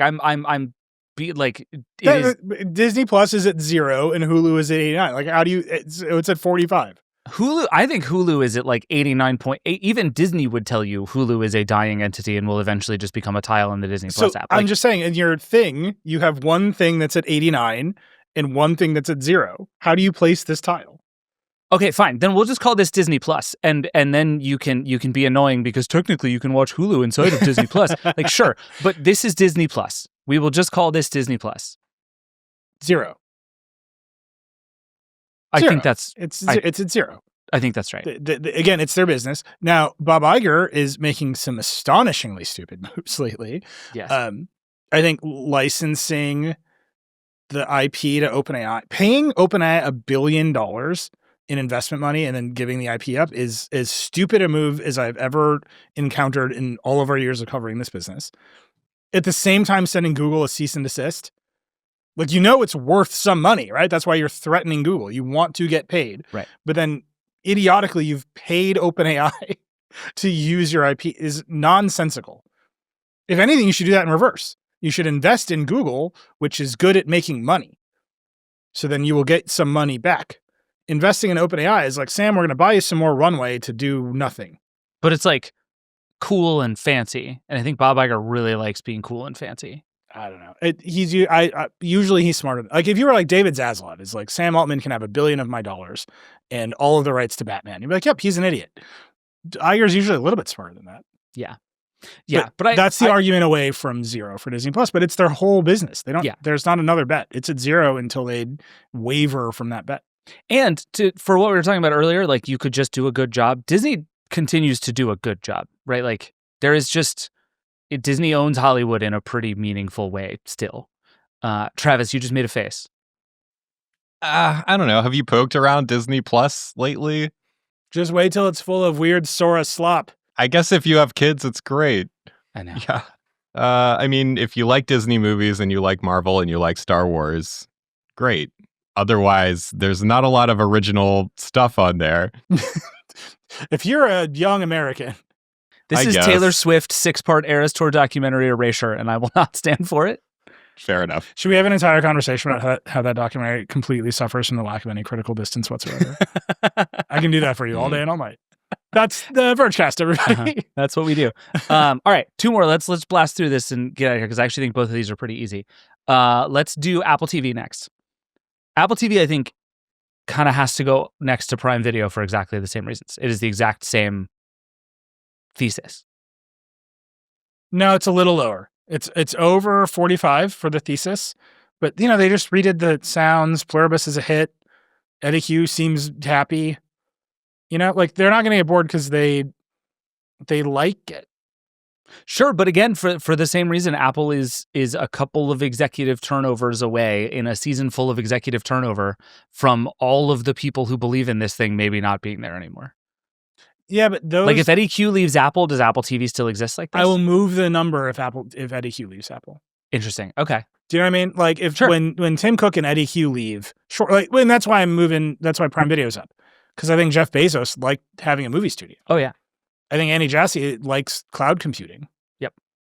Apple, I think Tim Cook likes that he can summon Oprah. He can just do it. Like, very few people can summon Oprah, and Tim is one of them. It's true. Travis, you were saying a bunch of really mean things about Ted Lasso before we started recording. What do you think? I think not enough hockey players. The 3rd season of Ted Lasso was bad. I am not excited for the 4th season of Ted Lasso. I will say on Apple TV, there's a fantastic animated show for kids called Shape Island. If you haven't checked it out, definitely worth checking out. And the video that they put out about how they made the new Apple TV motion graphic that appears. Have you seen this video? It's very cool. They actually made it physically. So that thing that you see when the app when you turn on Apple TV, the Apple logo going do do do do, like that happen in real life, which is pretty cool. Yeah, and they got Phineas to do that little sound. Yeah. This is what I mean. They're not bored. They're like having a good time. They're having fun. They do seem to be having a good time. I will give you that. All right. So this puts Apple TV to 60. I feel all right about a 60. Travis, you feel good about a 60? I feel great about a 60. All right. And then last but not least, and I think maybe the single easiest one on the board, we have Netflix. Okay, so here's what I would say about Netflix. Based on the fact that we moved YouTube to a 1 due to its lack of hot hockey players, you put Netflix at 0. Uh-huh. There's hotties on Netflix. And then I think you got to scoot D+ to 1. Yeah, you're right. right. Netflix is less dead than both YouTube and Disney+. Yes. Or you remove the penalty from YouTube, you put YouTube at 0, and you put both Netflix and Disney+ at 1. No, I think Netflix is for sure a 0. And then if Netflix is a 0, then I think YouTube is a 0. Minus the hockey penalty. This was my assumption as we were coming in, was that it was going to be Netflix and YouTube all the way at one end of the spectrum, and then mostly a fight on the other side of the spectrum. Like the fascinating takeaway to me about this, and if you're listening, we'll post this graphic in the show notes so you can see it. But there's nothing in the middle. And this has been true for a while now. There is like, this stuff is so stratified now. Like we have the winners of the streaming wars.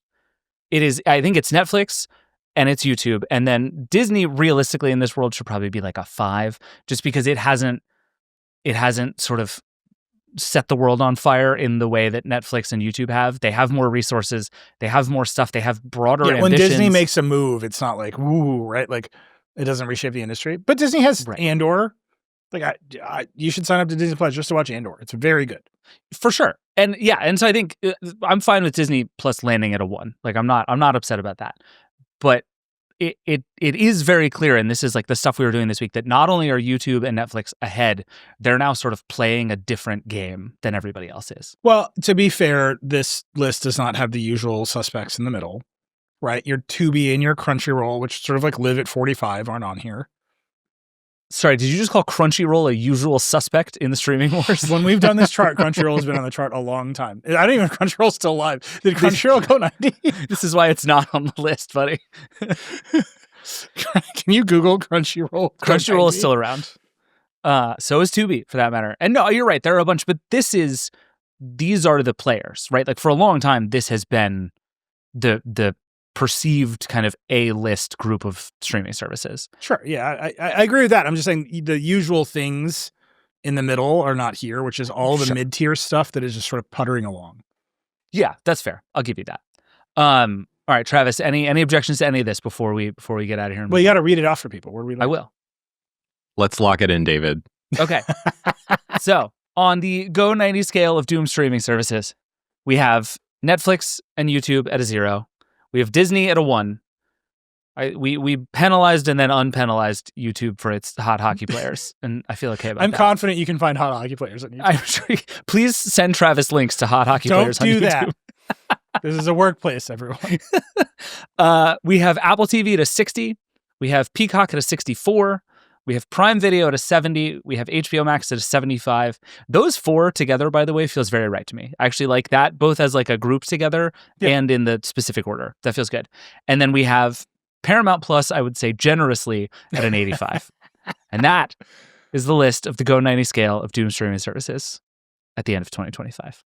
That's right. Thank you both. Travis, your vibe coding it gets better every time. Travis, the next test is to make these games playable for everyone. I would love a version of this where everyone could play and there's like consensus.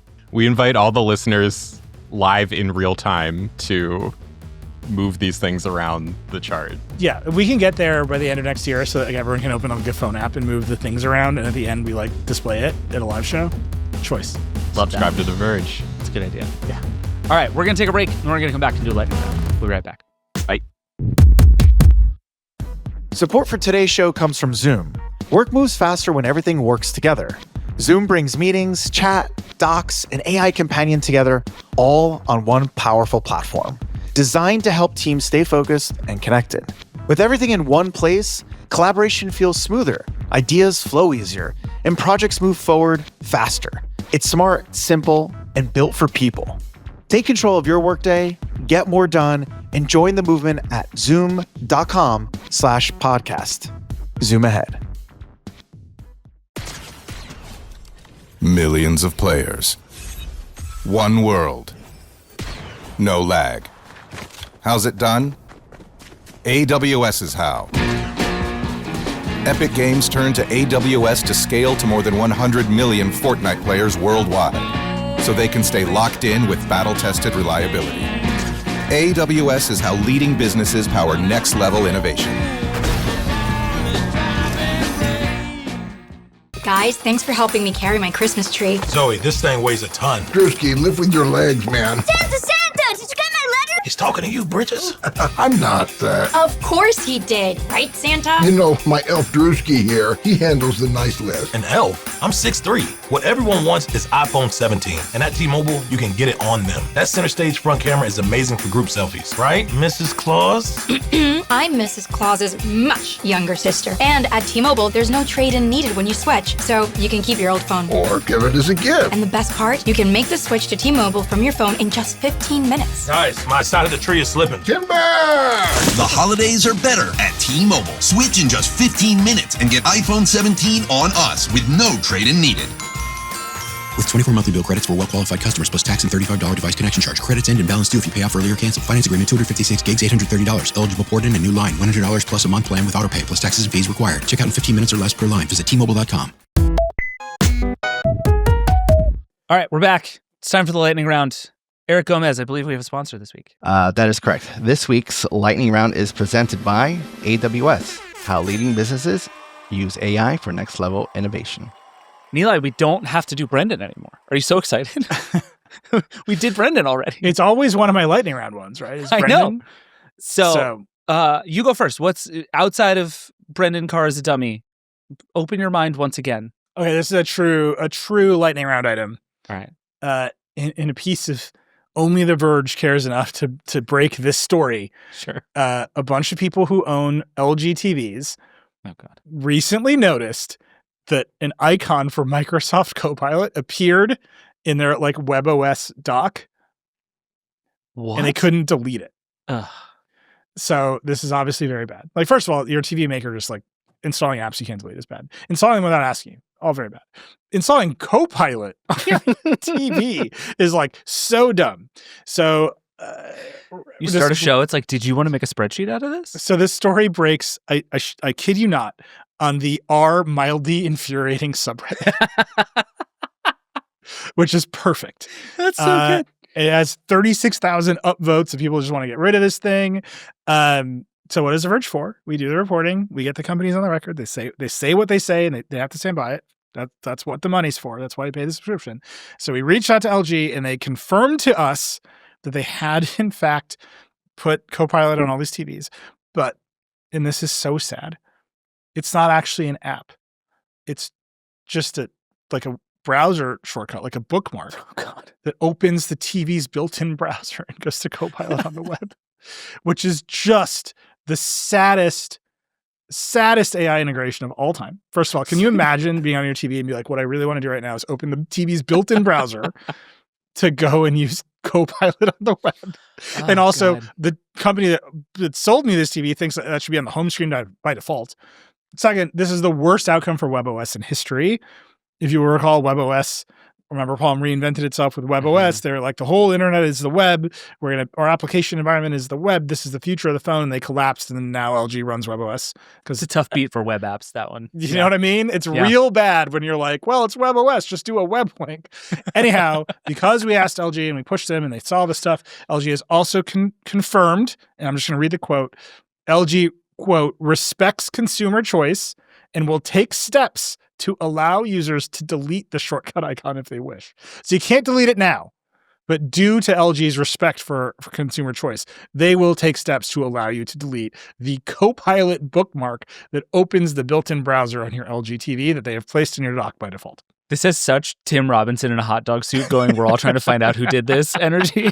It's so bad. Oh my God. I love that they're like, people want, they just want to open Copilot on the web. This also on the heels of a bunch of news about how all of Microsoft's AI tools are bad and nobody likes them. And It's a tough times. Antonio did another round for us. Microsoft put out a Copilot on Windows ad. It's always during football, so I always see it. Mm-hmm. They put out a holiday one where people are asking Copilot a bunch of questions about like putting together IKEA furniture. And there's one specific one where someone says, here's my HOA rules. Here's a picture of my holiday light display. Tell me if the light display meets the rules. And I saw that in the middle of just a devastating, heartbreaking Packers loss and thought to myself, that can't do that. And you should not trigger that reaction to me in the middle of a Packers game, right? Yeah. Like, I shouldn't be thinking Microsoft is lying in the middle of a Packers game that we're losing in which Micah Parsons got hurt. Like, I was like, Antonio, you're writing about this now.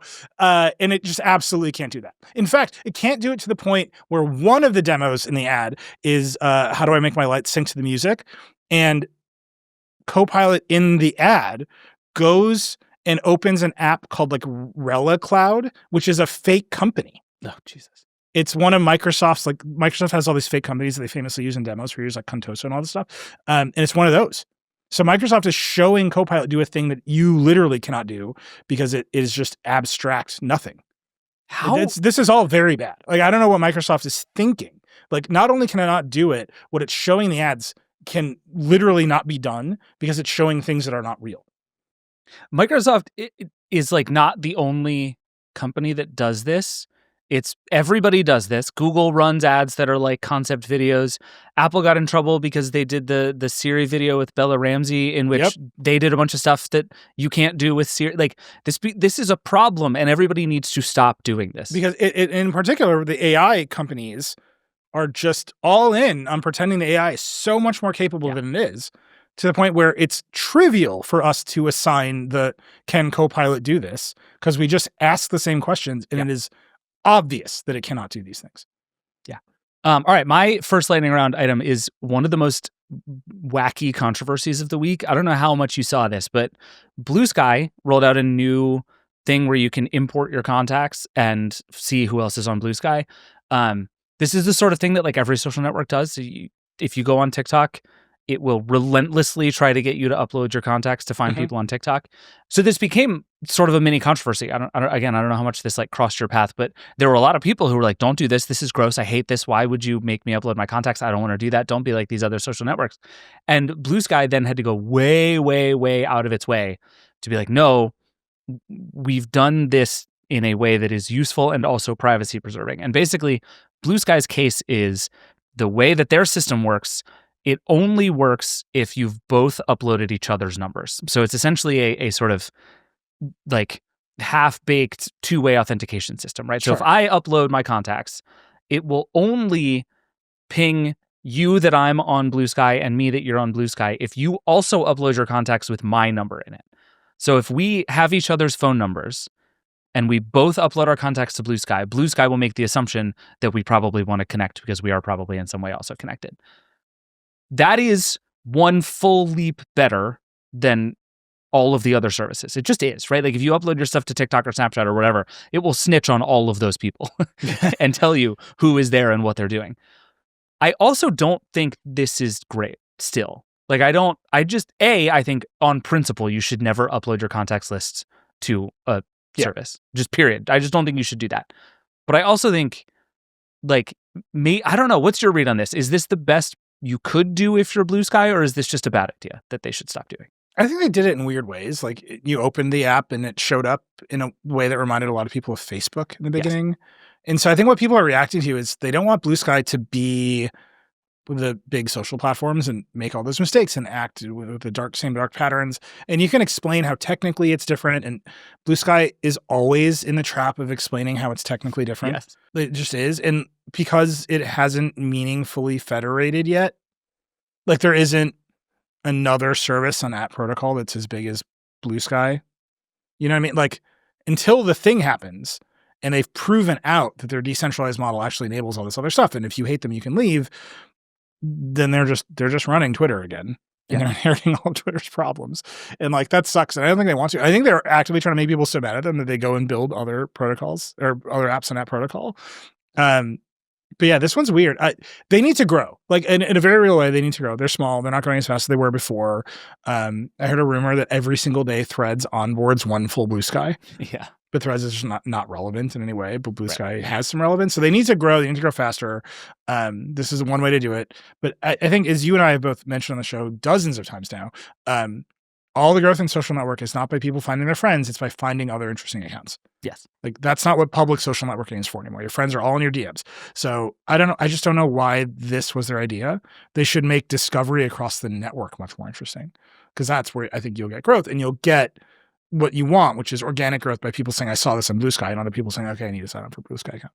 Yeah, I agree. And Bluesky has had good ideas about this, right? Like it did the starter packs thing that everybody has since copied. Like this sort of how do you find stuff on this network thing is actually something Bluesky seems to have some aptitude for. And I totally agree. It's like, find me good stuff.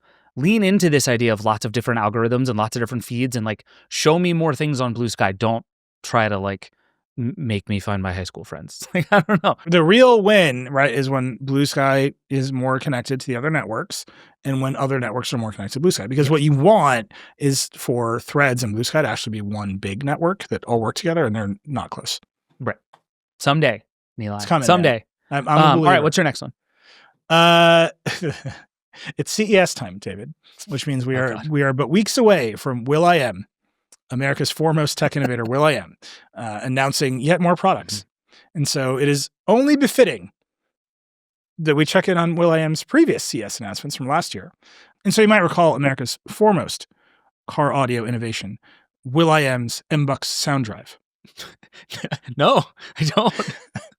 Where have you been? What rock have you been sleeping on? I know, it's crazy. How did I miss this? MBUX Sound Drive, announced at CES last year, was a feature in Mercedes-Benz EVs, whereby every time you accelerated or braked, the car, the MBUX system, would dynamically generate orchestral music as you drove.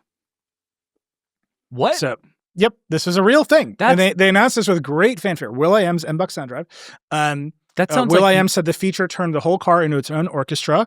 You selected sound drive through the infotainment screen, and then you would in-car signals would enable the music playing to react to the car in real time. So it's like driving a movie. That is the idea. On the Mount Rushmore of solutions looking for a problem, we might have to make room for MBUX sound drive. That's for no one ever. It launched with 30 pre-selected tracks, although Mercedes wanted it to be an open music platform for other artists to participate in. In the context of our ongoing review and further strategic development of our portfolio of digital extras, we have decided to deactivate MBUX Sound Drive and remove it from our offerings at the end of this year. This adjustment allows us to continuously optimize our offerings and focus on developing future-oriented innovations. You have been killed in the most corporate way possible, MBUX Sound Drive. I'm sorry, Andy Hawkins wrote about this for us, and I'm just reading his story now. And Andy calls it a fun but superfluous gimmick, and then writes this. For example, if you slow down, the vocals would fade, and when you accelerate, the bass kicks harder. Andy, I love you. That is neither fun nor superfluous. That sounds awful. That sounds like actively unpleasant. Be like, oh, I'm stopping at a stoplight, and the music's going to get quiet. That's not what I want. There's a notable friend of the show who I love very much. They know who they are. And they are the ones who forwarded me the email from Mercedes saying it was canceled. And I was like, dude, you had this? It's very good. That's awesome. Also, I didn't realize this. MBUX Sound Drive was not running locally in the car. It was streaming from the internet, which is why Mercedes killed it. Like, think about this. Will.i.am was like, here's my idea. When you drive, the bass kicks in harder when you accelerate, which is a perfectly Will.i.am thing to say. Yes, it is. Fine. And Mercedes was like, the way we're going to implement this is not by making that happen on the car. We're going to send data about your car to the cloud where we will dynamically generate music and then stream it back to the car. That is an open platform that artists will participate in. Less than 1 year later, they're like, that was stupid, and they shut it down because no one was using it. Do you think someone at Suno is looking at this and being like, we can do this with AI? What if, like... Look, Will.i.am is going to be at CES, and he's going to say some AI stuff, and, anything can happen. Like, we talk a lot about, the Sam Altmans and Elon Musks of the world who are like, maybe their greatest skill is just being able to raise money at all times. Will.i.am deserves a spot in that conversation. We've been doing this People for keep so letting long. him do this. We've run multiple Will.i.am is the kiss of death stories. Like over the past 15 years, I'm guessing it's at least 3. Don't let Will.i.am near your tech product stories. Yeah. All right. My next one is so one of the stories you and I have been talking about that I think is like a big theme of 2026 is basically how do we computer. If there's this big bet happening on all these new interfaces and all of these new app store like things and all these new services, if the question is how is AI going to change our computers, if you grant the premise that it's going to, what is it going to look like? And there is just like an infinite number of ideas. But all of them right now are chatbots. And so there was a bunch of news this week. The Alexa.com website is live. You can now do a bunch of Alexa Plus interacting on Alexa.com. It's not live for everybody, but it's live for a bunch of folks on our team, which suggests that it's probably live for a lot of folks. It's not for me. Yep. It's just a chatbot. It's just out there. It is just a chatbot. You can do some Alexa things through it. Part of the idea is like you can control your house through the website in the same way that you would through the app or on the speaker. Like that's a good sure, idea. These things are fine. There's also the ChatGPT App Store is now out. There's a bunch of like Instacart and DoorDash and a bunch of other things you can now do inside of ChatGPT. The biggest one of all, I think, I've been talking to a lot of people about like, how do you put AI into your app? And over people keep telling me, we spend all of our time talking about the pro models and the stuff at the high end of things and the really expensive things, but it's the small, eventually local AI models that are going to be the thing that actually work for everybody everywhere. Like it's going to run on your device, it's going to run offline, and whoever builds that good first is going to be the one who wins. Yeah. And so in that vein, Google launched Gemini 3 Flash, which is the little version of Gemini, much cheaper to run, much faster, can run on more things. Developers are going to be able to use it for a lot of stuff. That, from what I hear, is going to be a big deal. Everybody I talk to is still very excited about Gemini. And I think we're about to hit a point next year where we have at least a set of models that is going to start to get better less quickly. So if you like are happy with Gemini, you're probably going to stay with Gemini, and Claude is out there doing stuff, and ChatGPT is out there doing stuff, and MCP, the Model Context Protocol, that's being turned into a true standard and sort of used across the industry. And now I keep talking to these app developers who are like, okay, now we know what the technology is. Now we can just go build stuff with it and see what it can actually do, rather than just constantly like reinventing our whole tech stack because somebody put out a new model. So I think all of this is like, we're still just doing chatbots, but we are like very slowly pointing at something that might be after chatbots. Hayden wrote a piece for us this week and noted that all the big tech companies will stop talking about AGI, or at least they've rebranded it because they can't do it. Yeah. You missed the most important one. What did I miss? That Amazon is integrating Alexa Plus with Ring doorbells, so it can like recognize who you are, and then the person at your door will end up talking to a chatbot through your doorbell, which is at once dystopian. I'll grant you the dystopia of that. Also, the funniest thing I can possibly think of. Like the endlessly cheery chatbot voice being like, that's a great idea, but have you considered like at the door? Like you might have been thinking about getting in, but have you considered getting the hell out? Are you going to take David's package? Please don't do that.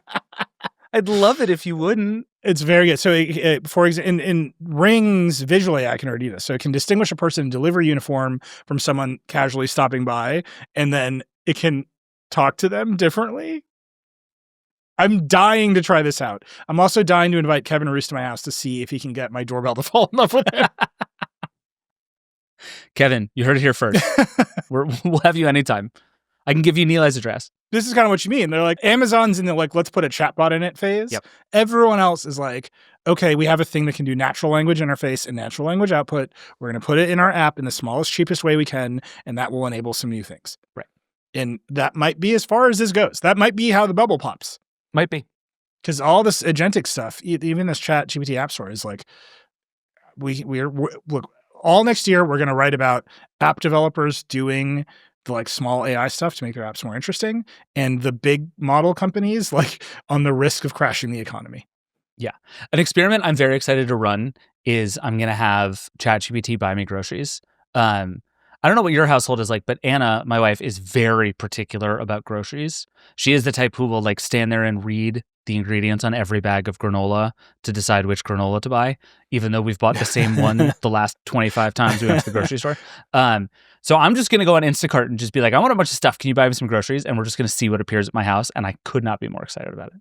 It's going to be I'm excited for you, Well, it's great because when I grocery shop, I get sort of a point-by-point review on all of the things that I bought when I get home. And now that's going to be Instacart's problem. It's going to be great. I'm thrilled. This is going to go so badly for people. I will report back in the new year. Don't you worry. All right. What's your last one? I just want to briefly talk about Ford kind of pulling back from EVs. They announced this new stuff.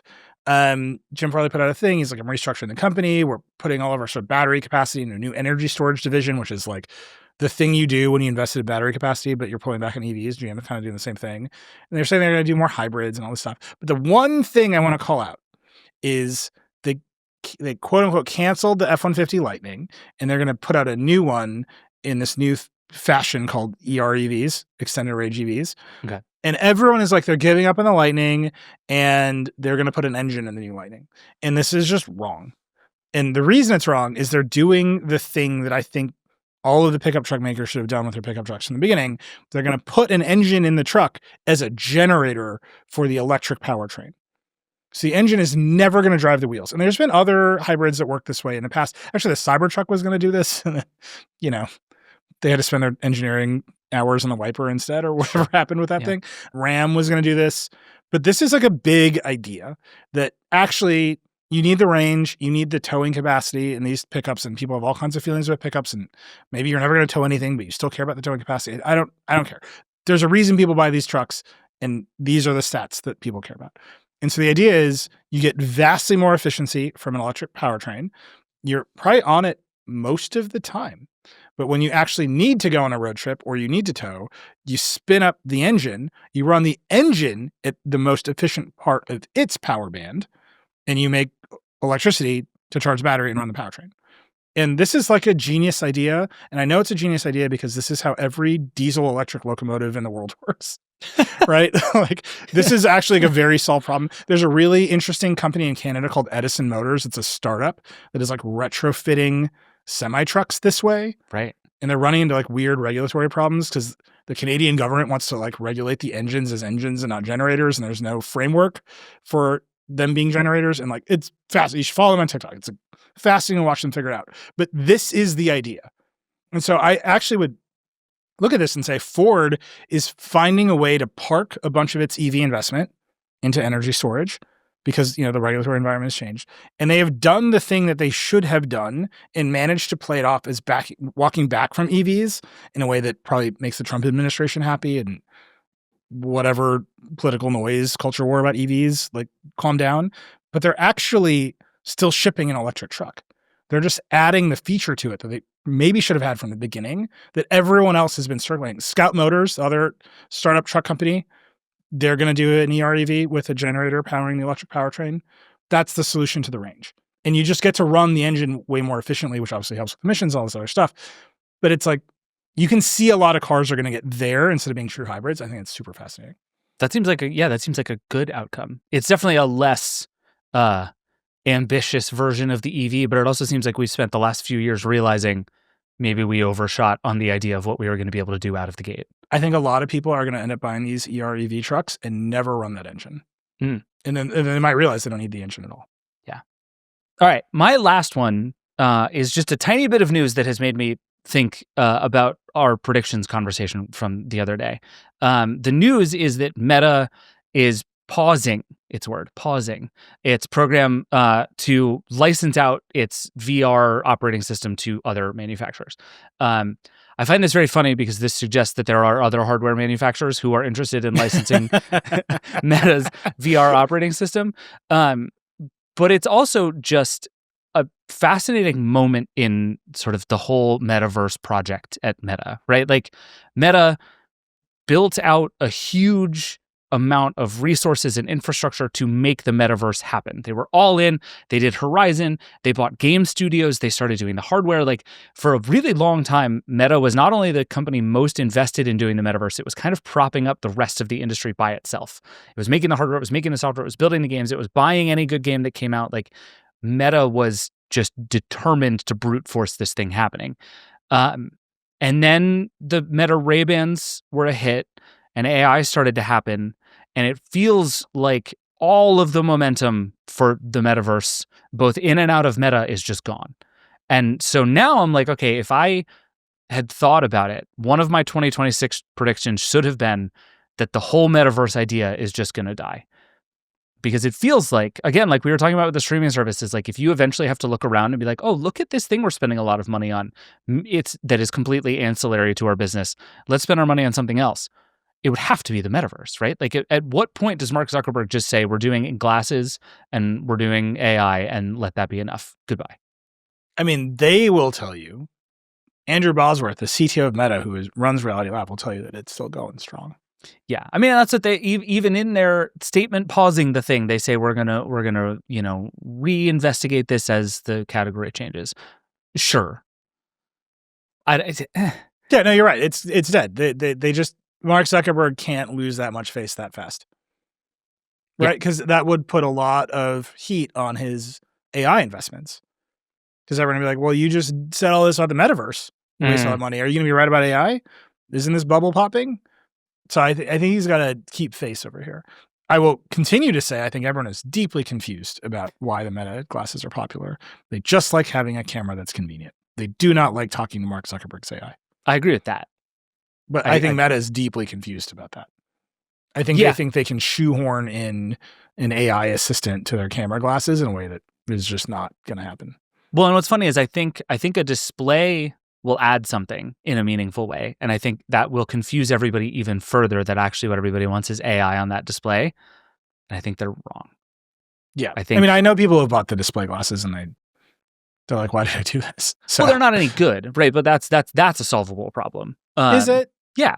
Let's go through this stack once again to make the display glasses. No, we won't do it. We're 2 hours into this Vergecast. We don't have time for this. Put up the vibe coded chart. Let's go. But no, I agree that you're right. This is a hard problem to solve, and there is no guarantee that they will solve it anytime soon. But I just think, like, even if you think at this point, at the end of 2025, that you're Mark Zuckerberg, you have unlimited power and unlimited resources, and you want to skate to where the puck is going, it's obviously not the metaverse anymore. Like, it just clearly is. There's no case to be made anywhere that the metaverse is the next thing. So I have this underlying theory that Silicon Valley just desperately wants us all to be brains and vats. Like they want it real bad. In a way that they talk about it more. Well, and eyes. You have to have eyes. No, they have to show you stuff. They can screw with your optic nerds. Brains and vats. That's fair. Okay. They want brains the and matrix. vats. Yeah. And then then your entire life is just a series of databases they can control. Right, this is another show. Anyway, the point of all this is the metaverse was the ultimate sort of pandemic fueled brains and vats fantasy. Yeah. Like everyone's home all day long. They're using the computer. All the numbers are up. What if I put them in a reality that I can control? And now they'll just be brains and vats. And it's like, yeah, then we all went back outside, bro. Like, sorry, like I have no interest in this. Yeah. And the one good thing that they bought was Supernatural, the fitness app, which people are still using and they're still sort of iterating on. But it's just sad to me that because they bought that company isn't fighting for relevance anymore. Do you know what I mean? Like if they hadn't bought Supernatural, would Supernatural be actually driving some sort of like more awareness of VR fitness? Would they be marketing? Would they be doing stuff? And like Meta is just like, you're fine. You're not spending a dime. Or would Supernatural have like loudly gone out of business and hurt the whole project for Meta? I feel like we should end here by calling out Jen's incredible reporting on iRobot this week, which failed because both the American and European governments did not let Amazon buy it. Then they didn't do the thing they should have done, which is try to do a good job. And now they're being sold to a Chinese company. Yep. Jen, every ounce of that story, Jen has broken. You should go read all of it on the Verge.com. Yeah, it's very good. And it's a super sad story. We'll have to come back to that as that continues. And if you want to argue about the effects of antitrust law, it's all there for you. It's an ink blot test of how you feel about antitrust. Yeah, that's real. All right, but we need to get out of here. It's the end of 2025. This has been our longest Vergecast in a while, which feels good. Thanks, this Brendan. This is the right thing to end on. Yeah, seriously. I'll see you in Vegas, bro. Yeah, we're going to stalk Brendan along the strip in Vegas and just see what happens. I'll outdrink Brendan anytime, anywhere. And I haven't been drinking for a minute, so it's going to get messy. Listen, I'm getting 3 hours of sleep at night. I'm ready for whatever you got for me, Brendan. I'm going to get so drunk I only refer to him as the chairman derisively. I love that. But a couple of housekeeping things before we go. Again, Vergecast Live at CES in Vegas, January 7th, 3:30 in the afternoon at the Brooklyn Bowl. We'll put the link to RSVP with all the information in the show notes.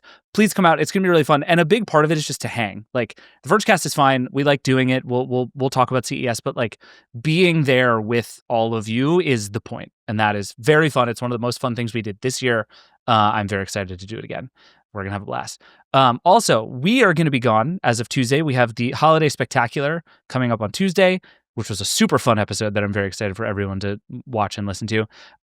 You and I are done professionally forever. This is it. Get out of my face, Pierce. But there's lots of decoder to catch up on. If you all haven't listened to Nilay's mailbag decoder, in which he tells you all of his feelings about everything, it's delightful. I enjoyed it very much. I've known you a long time and actually learned some like instructive things listening to that episode. Also, some Version history coming out. There's going to be a couple of Version history episodes on this feed, but all of the episodes are on the Version history feed and on the Verge's YouTube channel. So there's lots of stuff for you to do over the holidays. We're ending Version history. Can I say it? We're ending it with TiVo. Yeah, which I don't have favorites. I love all my children equally, but that I have never had more fun making a Version history. That was a really good one. I mean, Walt with the iPhone 4 is a highlight. It was very good. The TiVo one. I mean, I'm just saying the ones I was on. So. TiVo was a blast. It's a really good episode. I think you will really enjoy it when it comes out in a few weeks. But until then, Nilay, we're out of here. It's been a year. God, has it been a year? Brendan, we both had kids this year. We did both have kids. They're like, and the kids are good. Just so you know, in case you're wondering, they're fine. Yeah, things are good. I think neither of our kids like sleeping right now, so apologies for whatever that has done to us on this show and in general. Yeah. But now we're gonna go hang out with our families for the holiday. I hope all of you have good holidays too. Yeah. You can always email us, vergecast@theverge.com. Call the hotline, 866-VERGE11. If Brendan Carr keeps being a dummy while we're out, we require you to tell us. That's you need to keep the information coming, because the holidays may come, but Brendan Carr never stops. The Vergecast is a production of The Verge and part of the Vox Media Podcast Network. The show is produced by Eric Gomez, Brandon Kiefer, and Travis Larchuk. We will see you on Tuesday, and then in 2026, Nilay,